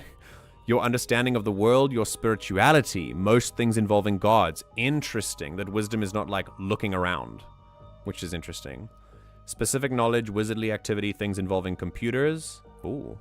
Persuasion, charm, and human interaction, most things involving yapping. I mean, you know I'd be good at that. You know I would. Good morning, Taters. Welcome to us creating a character in the system of Die. I know they updated a couple times. I don't know which version this is. Okay, cool. This is version 1.1. Stats are represented by a number between 0 and 4. The average person's stat score is 2. So 2 across the board would be the average human. Okay. A stat of 3 is on par with the most competent people on Earth in this area. A stat of 4 is significantly better than anyone on Earth. Someone with dexterity 4 can perform gymnastics at the level of an Olympian without any training whatsoever. A stat of 5 is beyond a human. Okay, but like, that's interesting because I find like, that's a very small margin. Like, your evolution happens very quickly. Like, either you are an average person or you're better than most people. Or you're the best than anyone. Like that's pretty crazy. That's pretty crazy. Okay, it does feel like trimming the fat. It feels like trimming the fat, which is good. Okay, characters also have 4 defensive stats, used to determine a character's survival in hostile situations. Okay, so we have 6 main stats, 4 defensive stats. Guard, health, willpower, and defense. I'm assuming guard is physical, health is what happens beyond guard, willpower is mental, and defense is like... Oh, guard and defense. Ooh, what's the difference? A measure of a character's ability to avoid damage is guard. It starts equal to a character's dexterity. Okay, so like dodging, right? Is depleted when hit, okay? But defense is how difficult it is to hit a character. It's not derived from other stats, and it is equal to 0. Oh, that's like armor. Okay, so if you wore armor, that would be up your defense. Okay, cool. Health is a measure of a character's ability to withstand damage, blah, blah, blah. Starts equal to your constitution. Good to know. Whoa. When your health reaches 0, you fall unconscious and die. There's no down state? Yo, what? You just die? That's crazy. I mean, it is called the Die RPG. That makes sense. Okay, willpower is a measure of a character's ability to resist emotional manipulation. It starts equal to a character's wisdom plus intelligence. Ooh, wisdom plus intelligence. Okay. Okay, cool. When a character does something, check if any of these things apply. If there's no significant chance of it not happening, it happens. This covers the vast majority of things. Phenomenal. Phenomenal ruling. If it's realistic that it'll happen, it happens. It's so good. So good. You don't have to roll for everything, guys. You don't have to roll for everything. For example, a character walks across the room, climbs a ladder, drinks a drink. Yes. If the action is absolutely impossible in the established fiction, it doesn't happen. For example, a character cannot eat the door to their prison cell in a single mouthful and escape. I mean, I would. Oh, that's very funny. Oh. Okay. It's because there's a mechanic for dead characters. Ooh, okay. All right, number 3.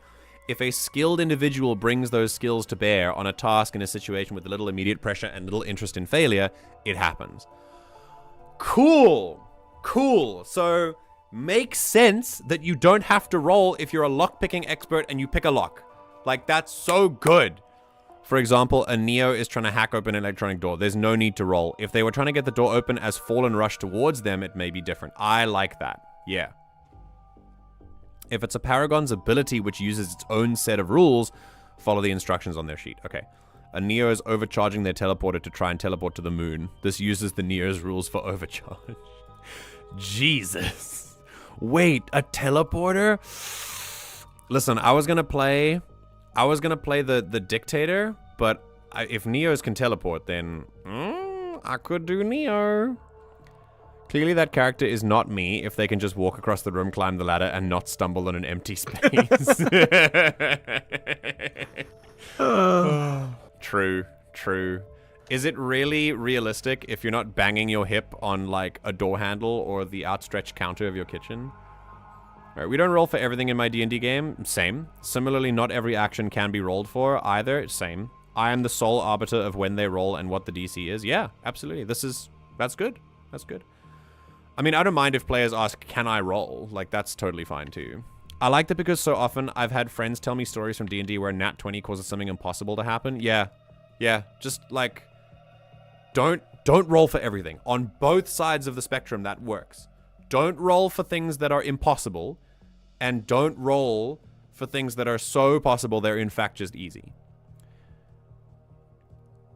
MJ thinking what Paragon he's going to choose when the GM is the one that chooses. What? Oh, damn. Okay, chat, you're the GM. You guys get to choose what I do. If none of the above apply, you turn to the core mechanic. It works like so. Okay. I think I love this core mechanic. This is the core mechanic at its most basic, which can be made more sophisticated in a bunch of ways. Determine the level of success, failing forward, specific rewards for each success, and lots more. Take a look at extra mechanics. Okay, blah, blah, blah. In short, collect a number of dice equal to the statistic most relevant to the task at hand. Okay, cool. So, like, if it's a strength check, a dex check, any advantages, add a dice for each. Any disadvantages, remove a dice for each. Sounds good. Then roll. Each dice showing a 4 or higher is a success. Do you roll Oh no, you roll different dice. You roll different dice. It's not always D6s, I don't think. Because sometimes it's like a D4, sometimes it's like a D10. So yeah, I think this is very interesting. So 4 or higher. If the GM has set a difficulty for the task, remove that number of successes. If any successes remain, you succeed. If any remaining dice is a 6+, each can also be used to activate any relevant special ability. But MJ, I hear you ask, some of them are D4s. Yes, that means that they can never be this, which is very interesting. Okay, yeah, determine difficulty. Most tasks are difficulty 0. Tasks that would stretch the limit of mundane human capabilities are 1. That means that you need at least 1 success, I think. Oh no, that means he takes away 1 die. And then if you have any successes left, then you have. You remove successes. Okay. So he removes 1 success. In this case, me. If I were the GM. Okay. Tasks that exceed the limit of mundane human but are just possible are difficulty 2. Okay. So it's 0, 1, or 2 for almost everything. That's pretty cool. I like that. Keeps it nice and simple. There's no like details to worry about. It's really nice. Okay, then you gather dice. Oh, so it's usually 6-sided dice. Oh, it is D6s. Oh, it's D6s. Okay. So that's the standard rule, of course. The character creation is basically a personality test the GM then uses to choose which paragon that persona gets. Okay. I had an RP buddy roll for him pouring tea. He rolled really low and then described the character starting to pour, having a realization of the infinite beauty of the universe, beautiful prose, and then suddenly slapping away just for a great realization dawned. He noticed he was pouring the hot water onto his hand and not into the mug. See, that's a wonderful way of doing that. But not every time. Please, God, not every time. Alright, let me be a contrarian for a second, but rolling for impossible things is cool, actually, as well as for easy things, as long as you're not treating roll as Boolean result. You can get some extra stuff from doing easy things, or you can suffer different consequences from trying impossible things, or you might not achieve impossible tasks, but make some margin of success. So, talking about doing impossible things or doing things that are too easy, sure. If you're the type of person who likes rolling for everything, go for it. I don't. I like that some roles are just given. I like that sometimes I'm like, listen, that when if a player comes to me and says, can I eat the door? I'm gonna tell them no. I'm not gonna make them roll for it, Arachizi. The one thing I would make them roll for is which, like, how many teeth they break when they bite into the door. That's what I would do. The example that they give is something that is like so ludicrous that I'd like, no. I think if you like, I know that you really like, I know that there's a realm of possibility for impossible things and for like things that are too easy. And I like this idea that you've given. I would also use what you've said, but not for everything. I wouldn't roll to make them open every door. I wouldn't roll to make them walk across a room. Like, it just slows the game down. I like the idea. I would do it every now and then when I feel like something special needs to happen. I feel like I want to make the players laugh maybe, or I want to like put in a little twist somewhere. That's when I would do it. Or if the players, if things are like really tense and they want to do something that's impossible, but I want to make them fail forward maybe, that would be quite fun to do. But if you do it every time, it slows the game down like monstrously. Like, I speak from experience. It really, really, really does. I'm sure you speak from experience as well. That's not what I'm saying, but you know what I mean.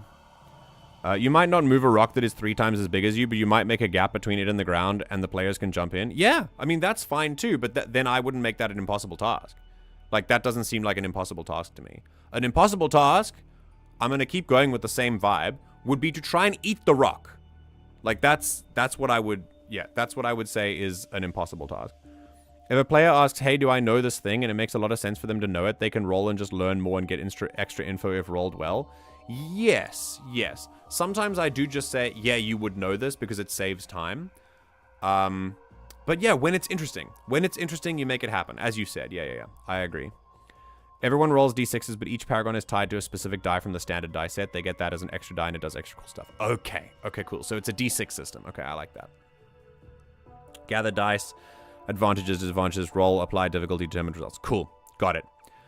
Alright, so you get specials if you have 6 or more on the die. As well as counting as a success, each 6+ in a die pool can also be used to activate any relevant special. In any given roll, each individual special can only be activated once on the same target. Specials are most commonly granted by a character's class and weapon choices. Okay, cool. I don't really mind about the special stuff. A real-world flashback is when a player recalls an event in the real world to provide insight or motivation to a current problem. Flashbacks are part of the fiction and reveal something new about the persona. Each player can use a flashback once per session to get an advantage on any task. That's awesome. That's like a little inspiration. I love that. Very cool. Okay, I don't mind about God and health right now. I don't think I need to know how combat works. I think we're just gonna move into the character creation before we get to combat. Yeah. So don't worry, I'm just gonna go. Yeah, we're just gonna go into the we're just gonna go into the classes. Yeah. All right. So here are the Paragons. So, dictators, fools, emotion knights, neos, godbinders, and the 6th Paragon is the reality controlling game magician master, and that is reserved for the GM. So the GM is a player basically in the world. Game magician. The game magician, yes, of course. It could never be anything different. It is always the game magician master. Also, there's a player version of the master in the appendix. That's cool. Okay, so there's a dictator, artistic diplomat who manipulates emotions with horrific magical words, basically like you override consent, basically. It's pretty scary. It is as scary as it sounds. Fools are swashbucklers, rushing into danger and relying on their supernatural luck to survive. Emotion knights are warriors who feed one sacred emotion into their arcane, sentient weapons to devastating effect, so edgy paladins. Neos are techno-magical rogues, stealing the elusive fair gold to power their cybernetic gifts. And godbinders are clerics who prefer to make deals with their gods to get miracles. The names are awesome. We have 15 minutes left to make a character. Who is it gonna be? Everyone, what do you think I should play? You can also ask for a roll on innocent stuff when you're just feeling like being a little shit, and no matter what they roll, just nod and say, okay, cool, go on. I mean, yeah, I'm not counting that, obviously. That's fun. Maybe toxic positivity paladins? Yeah, absolutely. Yeah. Okay, what do you think would work best for me? Dictator, Fool, Emotion Knights, Neos, and Godbinders. Alfred and I have spoken a lot about like how I would love to play a Dictator. Alfred says that he would trust me to play a consent-violating character, which I find is a great compliment. I guess. Like, I think you would be the best at violating consent. You know? I'm sorry, what did you say? My name is Richard Potato. Richard Potato. Yeah, dictator. The dictator. Oh, nice. Cool. You give either fool or dictator vibe. Okay. Oh god, what does LH mean? I don't know all the tone indicators. Luteinizing hormone. That's what it means.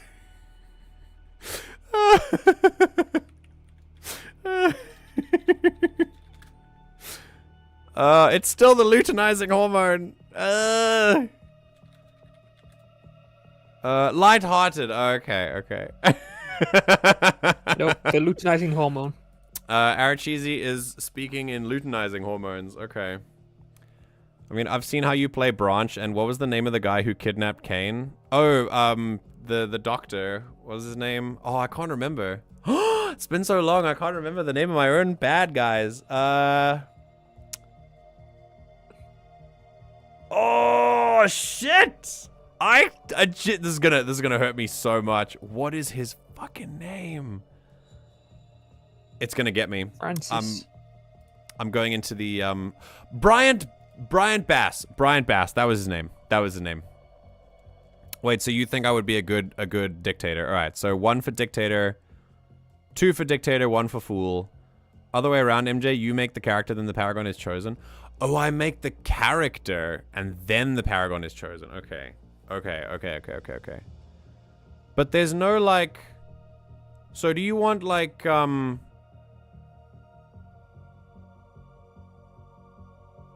So, hold on. So if I create...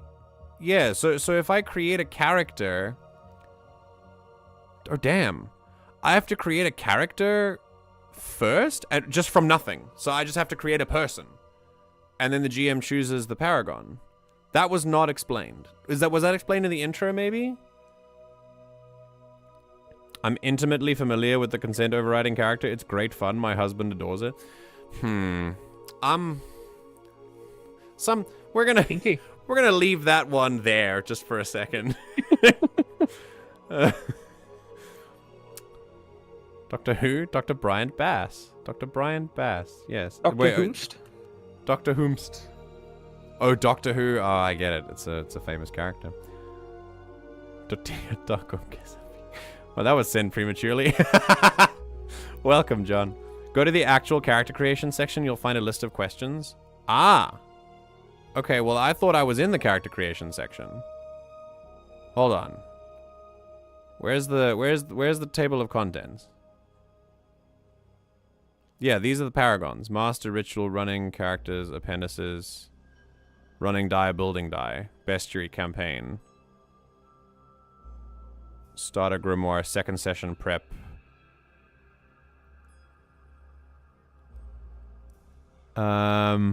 There's no character. There's no character creation section, Alfred. I need you to help me.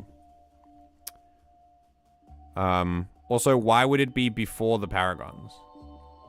Like, is it part of Paragon? Is it part of rules, maybe? Did I skip past it? Should I go to page 7? 5, 6, 7. Okay, in short, combat, your turn, action, attack, unusual cases, extra mechanics, multiple success targets, and then we're back to paragons. Okay, I need your help, sir.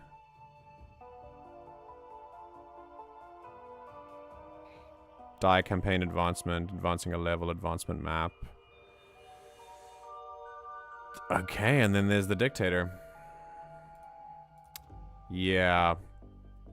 Little confused. It's either running die or building die. It's after paragraph. I've sent help, read the chat. Listen, I'm reading the chat. My chat breaks like every other message. It's not my fault. Okay, so running die or building die. Let's go page 171. How do I go there? Oh, bookmarks. Oh, fantastic. Okay, running die. The die GM principles. Persona generation never ends. That's amazing. Safety tools, the X card. Stars and wishes, concept, aim, tone, and subject matter, lines and veils, breaks and check-ins. We love this. We love this. This is so good. Bleed. Yes. So good. So good. In-character stuff, bleeding into out-of-character stuff. I would read this all the time. Guys, you should definitely read all of this. Okay, running the dictator. Is it here? Running die? Oh, this is for the GM. This is for the GM. Excuse me. This is really good advice as well. I'm seeing these. I'm just skipping them and I'm like, this is really cool. Okay, building die. Die is about a group of people who play a game, get dragged into a fantasy world which echoes their inner lives, have an adventure, and they decide whether to stay or go. Okay. Alternate worlds. Actually plan everything. An RPG world, fantasy world of the Persona's creation, dark mirrors, dark mirrors. Yeah. This is definitely Black Mirror vibes, 100%. Okay. Nerd oracles. This is such yeah. Hold on. Gates, vaults, keys. It's so nicely like formatted. I just still don't know where. Yeah. It's been forever since I've looked in this book. I forget where everything is. Yeah, well, it's not here. So let's say I create a character that is gonna be a dictator. And that was 10 out of our 15 minutes that I've now used searching for something that isn't there. So, I'm gonna make a dictator. I'm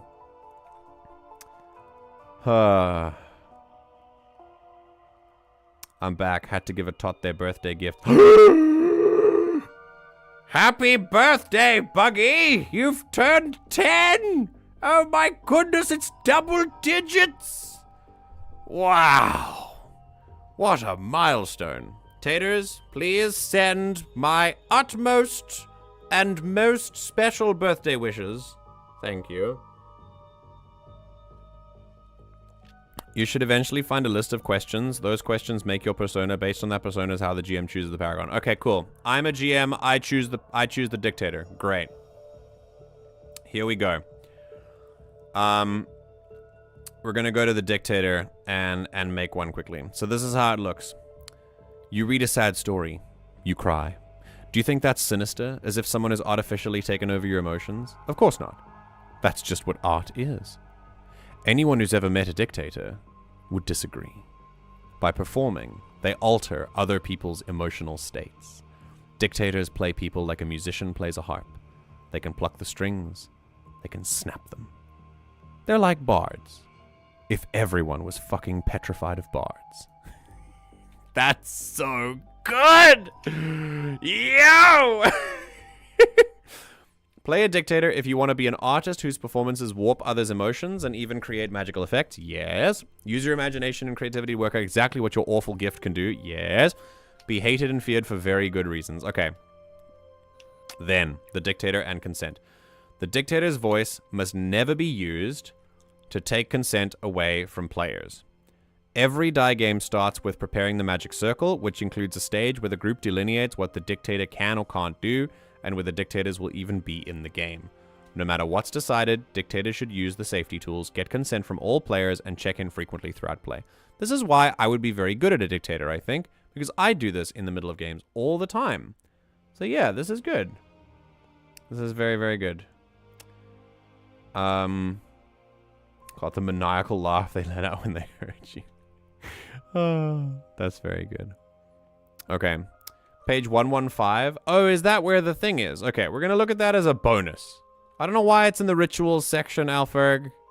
Very bad formatting, but it's fine. I've decided I'm a dictator already. All right, all stats start at 2. Oh, is there a character sheet somewhere, by the way? Like, is there a character sheet at the end that I can look at quickly? Hang on. Die RPG character sheet? Resources for playing. Go away, cookies. Go away, cookies. There you go. Die character keeper. Campaign character sheets. Fast gen character sheets.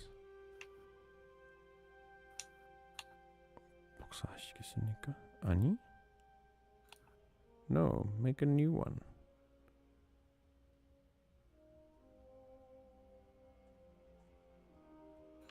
Oh boy.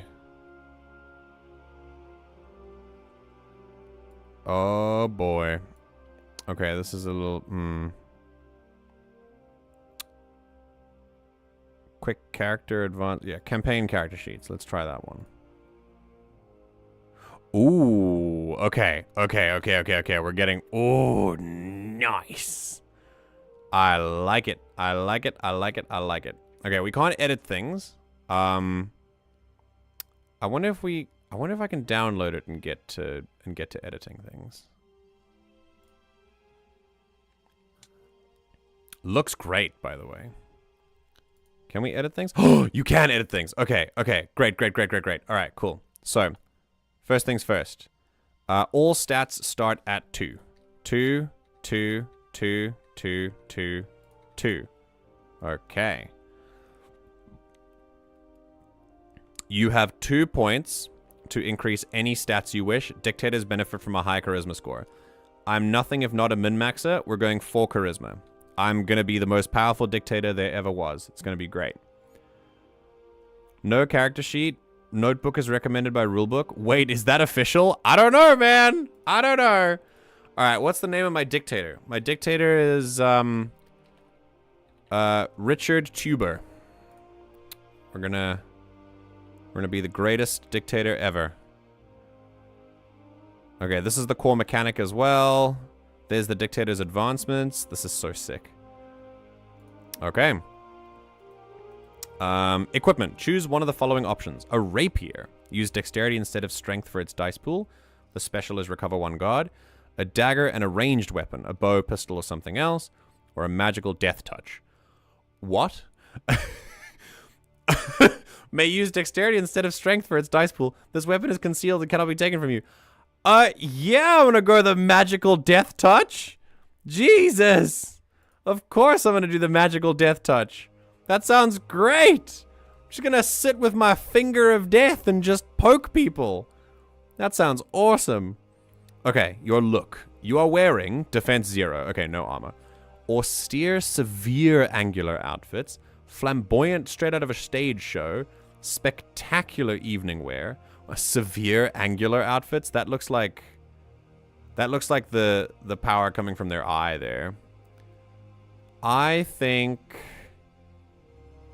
I would do trench coat. A perfectly noir, edgy trench coat. There's too much. I need to... There we go. A perfectly noir trench coat. That is exactly what I want. Okay. Then let's look at guard. Guard equals dex, which is 2. Health equals con, which is 2. Willpower equals 4. And defense is set by gear, which is 0. Okay, done. Cool. My class dice is a d4. A little emotional nudge. When you have your d4 and could get an edge from subtle emotional manipulation, roll it as part of your dice pool and increase any other dice's result by its value. That means I could get a special for almost everything. That's really cool, actually. This is very, very cool. Okay. I was thinking Richard Tuber. Bugs Tuber, the dictator. Yeah, sure. Let's go with Bugs Tuber. He plays the he plays the euphonium in his spare time. Okay. Select your emotional palette. Every artist has their favorite themes. As a dictator, you play with emotions and warp them to your will. Choose a spoke from the emotion wheel to be your focus. These are the emotions you manipulate. The die's emotion wheel is based on Robert Plutchik's theory of emotion, which theorized there were 8 primary emotions and all other emotions were formed by increasing or decreasing their intensity or mixing them. Okay. So I need to choose basically whether I'm going to, am I gonna oh boy. Am I gonna enhance people's ecstasy? Oh my. Oh my. Okay, there's ecstasy, which gives us joy, serenity. Admiration, which gives us trust and acceptance. Terror, which gives us fear and apprehension. You'll note that, like, this is the most raw, like, intense form of the emotion, and then the rest is just, like, the lower intensity version. Amazement, surprise, and distraction. Grief, sadness, and pensiveness. Loathing, disgust, and boredom. Rage, anger, and annoyance. Vigilance, anticipation, and interest, excuse me. Okay, so I could... Do I start on the lowest level? How does it... Yeah, hold on. So... I pick the emotion. The final number of successes is the intensity of the emotion. Ah, okay. So when I use my voice on people, I get level 1, 2, and 3. So if I get level 1, it's just serenity. If I get level 2, it's joy, and level 3 is ecstasy. Okay. At what point do I get... At what point do I get another emotion wheel spoke? Ah, when you advance. Okay, cool. Get a new emotion wheel. Nice. That's on an artist's progress. So whenever I get an artist's progress, like over here, and then over here, and then over here, I get another emotion wheel. Okay. So high-level dictators get everything. That's actually insane. That's actually crazy. Like, you just get to max out your whole tree. That's crazy. We can annoy people. You get the whole spoke? Yeah, you do get the whole spoke. That's crazy. Okay, so you start with 1 spoke. So, yeah, what would I... If I were making a dictator... If I wanted it to be like... I don't want to make... I'm very interested in the rage, loathing, and grief version of this. Like, I'm really interested in rage, loathing, and grief. That would be very dark. Like, this could be crazy. But I think I want to start with the positive. I kind of want to start with ecstasy. I want to go up the serenity tree. I want to either calm people down, make them feel happy, or make them feel so incredibly happy. I'm not taking it in a dirty direction. I'm just like, I think ecstasy would be awesome. I also think that the vigilance spoke might create paranoia, which could be very interesting as well. So yeah, I like that. Okay, cool. So I'm gonna check this. So you have to choose a spoke from the wheel to be your focus. I'm gonna go with the ecstasy one. All right, and then... Oh, there we go, okay. Right, and then we have the voice. The voice is the dictator's gift, and it lets you issue commands with magical force. Emotions are tweaked, even to supernatural extremes. The voice can easily make people cry with joy. It can make people cry so hard, their face slowly melts away in impossible ecstasy. This is... Yeah, this is when it gets crazy. Because if you get... You don't have full control over your voice. So if you try... Because the dice will tell the story. So if you try to persuade someone, or you try to like influence their emotions, and you do it too much, you'll break them. It's really cool. Like, you can break someone with this. When you control emotions, you merely speak commands aloud. This is your performance, your art. But something gives you away, and people will realize you're a dictator. What is it? Ooh, strange facial scars appear, which makes it possible to whisper, but it is visibly obvious. Demonic loud voice, which is impossible to whisper, but it's not visibly obvious. Or strange smells emerge from your mouth, which is not visible, but a scent lingers. Ooh, what if I had like a... Yeah, what if I had like a really like pungent perfume that emitted from my mouth? That sounds like a lot of fun. I like the smells. Yeah, I don't think it would be bad smells. I think it would be like yeah. I think that'd be a lot of fun. Like just a pungent perfume or something. God, that's cool. Okay. Then, the performance. When hearing the voice, the target knows what is happening. It just doesn't matter. Just because you know an emotion has been created doesn't mean it's any less of a real emotion. It's likely an emotion more powerful than the target has ever felt. There are 2 ways the dictator can use the voice, to control or to attack. The voice is used to make characters perform actions, remove their agency, and generally stop them from making their own decisions. Or the voice is used to actively hurt someone or to stop them hurting someone else. Yo. Okay, so if you control someone, you get a +1 disadvantage per intensity on actions opposing the compulsion, and a +1 advantage on actions that support it. Complete control if your intensity exceeds their willpower. So if I get a level 3 intensity for ecstasy and they have a willpower of 2, then I just get to completely control them. That's crazy. That's really, really crazy. Sounds great. Very Hunger Games. Yeah. The perfume stuff, yeah. Uh-oh, stinky. This is the perfect game to have the GM player compromise. Yes, yeah, it is. It is. Got an opportunity this Friday to vend at a drag show. I've got some ideas in the works. That's so sick. That's so cool. Good luck, dude.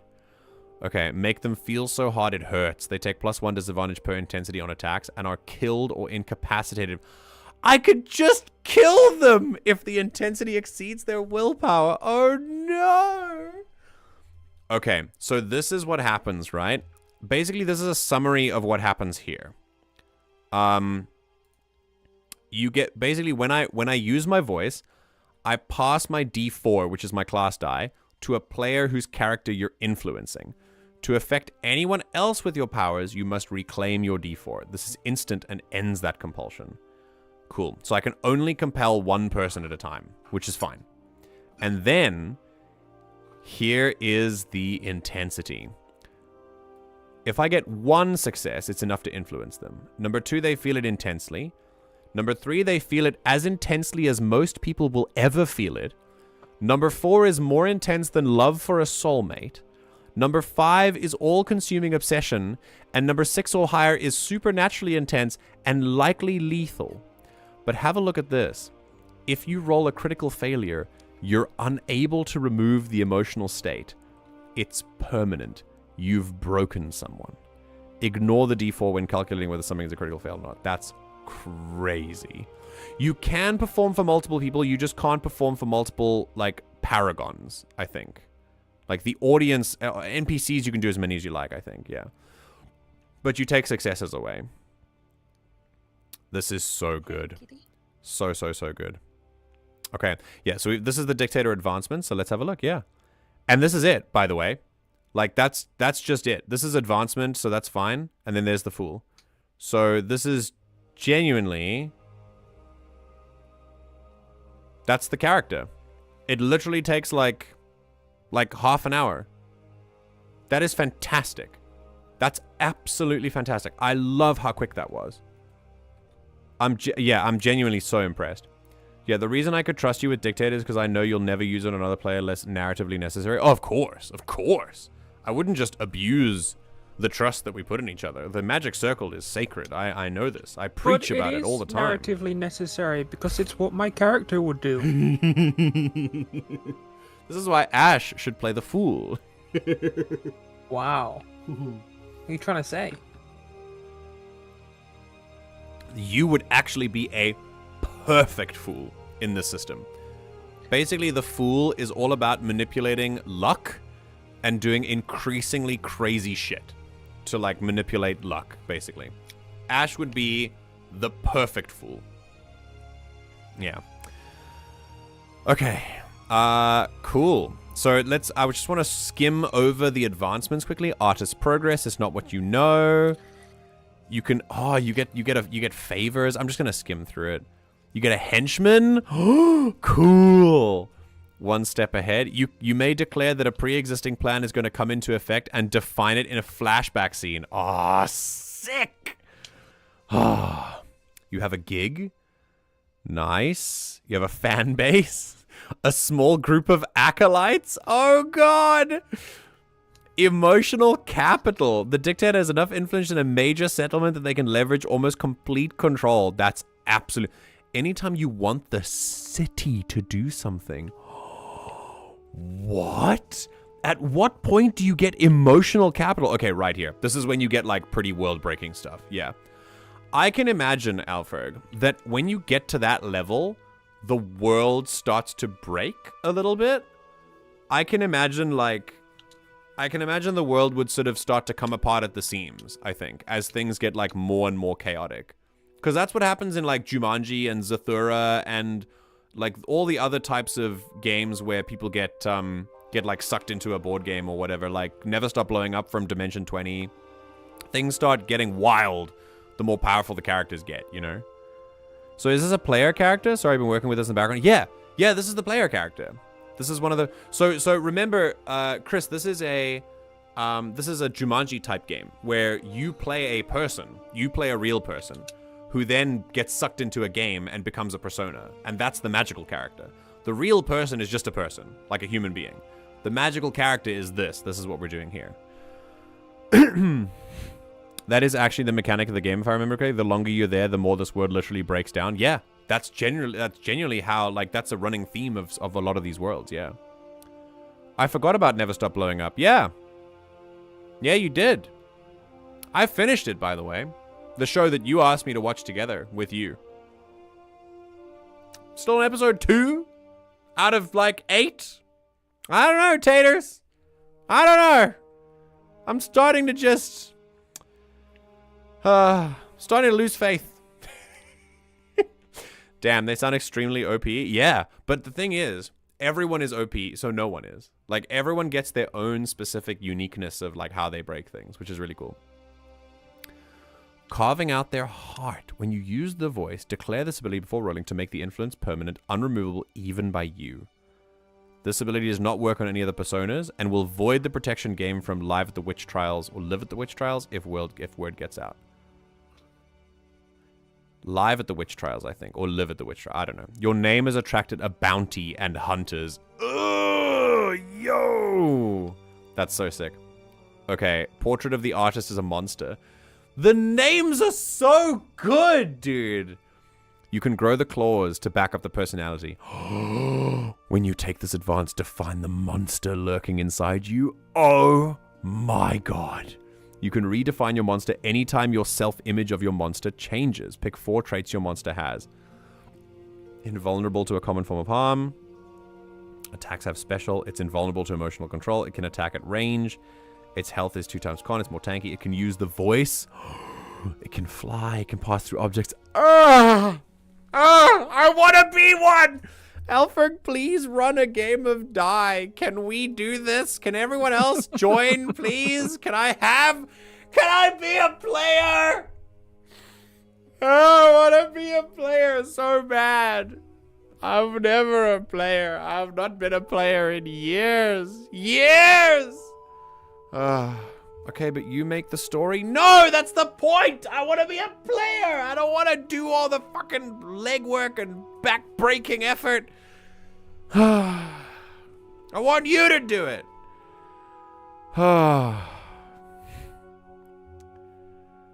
I'll do it later when it's part of the official stream community stuff, all right? I've got that down. I'm busy drawing maps for it as we fucking speak. Once the world starts breaking down, you start to see Die the God, but then do you choose to fight God? That'd be great. Okay. What are NPCs? The players play... No, NPCs the GM. NPCs are just people. I think NPCs are just regular people inside the world of Die, and the players are the ones who are magical. Maybe.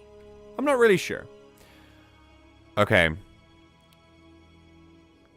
I would love to do this. I would play a vampire. I would 100% play a vampire with this monster. When do you get Portrait of the Artist as a monster? Oh, it's like really high up. Okay. Okay, cool. And then you have complete control of a major part of one of the great powers. Describe how you've compromised it. Yo! Wait, I control, like, the laws of the universe? That's crazy. That's crazy cool. Okay. And then...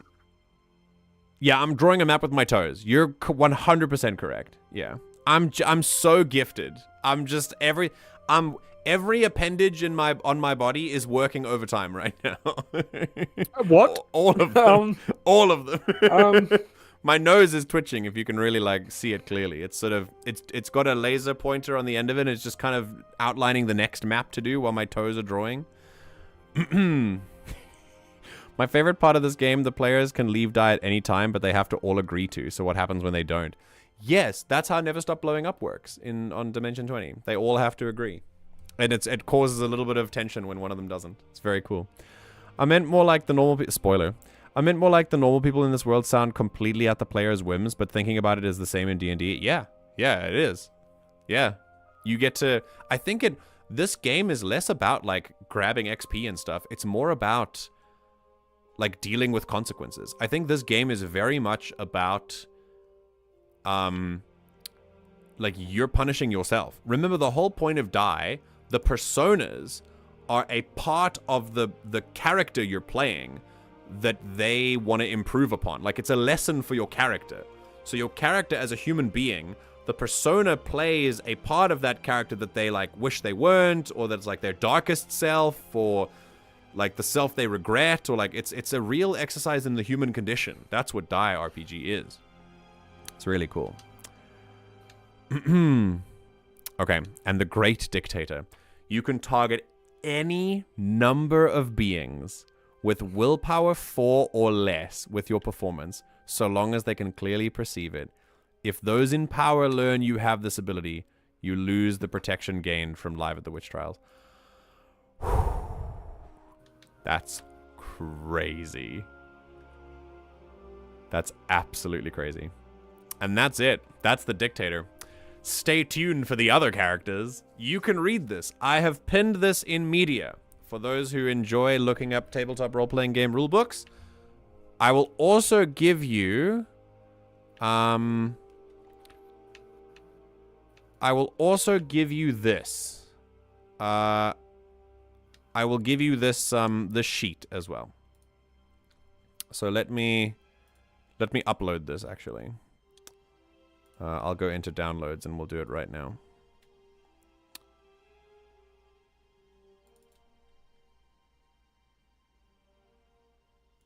Yeah, that's it. Downloads, character sheet, done. And I'll pin that as well. Yeah, it's this is amazing. That was so much fun to do. Thank you, Alferg, for not only introducing us to this, but also but yeah, also having a great also deciding to make us a campaign. So thank you for that too. I really appreciate that you're gonna put in all that work. Everyone start submitting your player profiles and your character wishes and what you'd like Alfred to do. There's no upper limit to how many players he's gonna have. So please, yeah, please just everyone go in. We're gonna have like a 10-person party. It's gonna be great. It's gonna be awesome. I'm playing the Dictator, so No, I'm playing the Dictator? No, Ash will be the Fool. We know that Ash is the Fool. Taters will also be a pretty good Fool. I think... Ooh. Maybe Godbinder. Yeah. Seems like fun. Seriously, plot ideas would be wonderful. Oh, dudes, give Alferg plot ideas. Come on. Let's do it. What's this about a campaign? I'm trolling. I'm trolling Alferg because I want him to run a campaign, but he can't because he's too busy. I'm so sorry.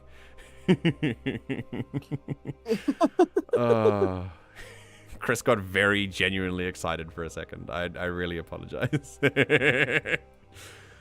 Oh, goodness. All right, everyone. That's where we're going to end things today. What a lovely tabletop session this has been. I'm very thankful that you've all been here. Thank you, Ash, for some of your ideas and your insights. Thanks for being the perfect fool. And I shall... Wow. I shall see you... I'm just gonna cuddle my cat. Instead of... Okay, I'm going to change my profile to... I'm going to change my profile to Richard Tuber. That'll be me. Alright. I'm horrible at making a story good for TTRPG. That's where you're wrong, kiddo. Anyone can do it. And so can you. Richard Tuber and his best friend, Henk Munn. I have the utmost faith in your abilities, Alferg. You're gonna be great. Nice try, Taters. Thank you, Ash. I'll see you soon. Goodbye. Bye. Oh. Everyone else, what a lovely time it's been. I appreciate your presence so very much. I hope that you felt welcome here. I hope that you've had a good time. It's 24 minutes past midnight. We're going to end us off there. It's been a lovely 2.5 hours. If you missed anything that we did before now, we just made a quick character in the Die RPG system. It took us 30 minutes, literally. It was absolutely incredible. So streamlined. Such a wonderful process. And there's so much more to do as well with the system. I'm really impressed. I'm really impressed. Stick around. The next time we do tabletop streams, we will do another character creation in another random system that you would like to put forward. We've heard from lots of suggestions, so we'll just put another one in the random thing, and you'll get to vote for it on what you'd like to see that day. So thank you all so much once again. Make sure to drink plenty of water. Be kinder to yourself than you're currently being. I'm watching you. And I'll see you in the next stream on Thursday morning, when I believe we play some board games. Let me check the streaming schedule quickly. It's board game night. So join us for some board games on Thursday morning in roughly 36 hours from now. Take care, everyone. Goodbye.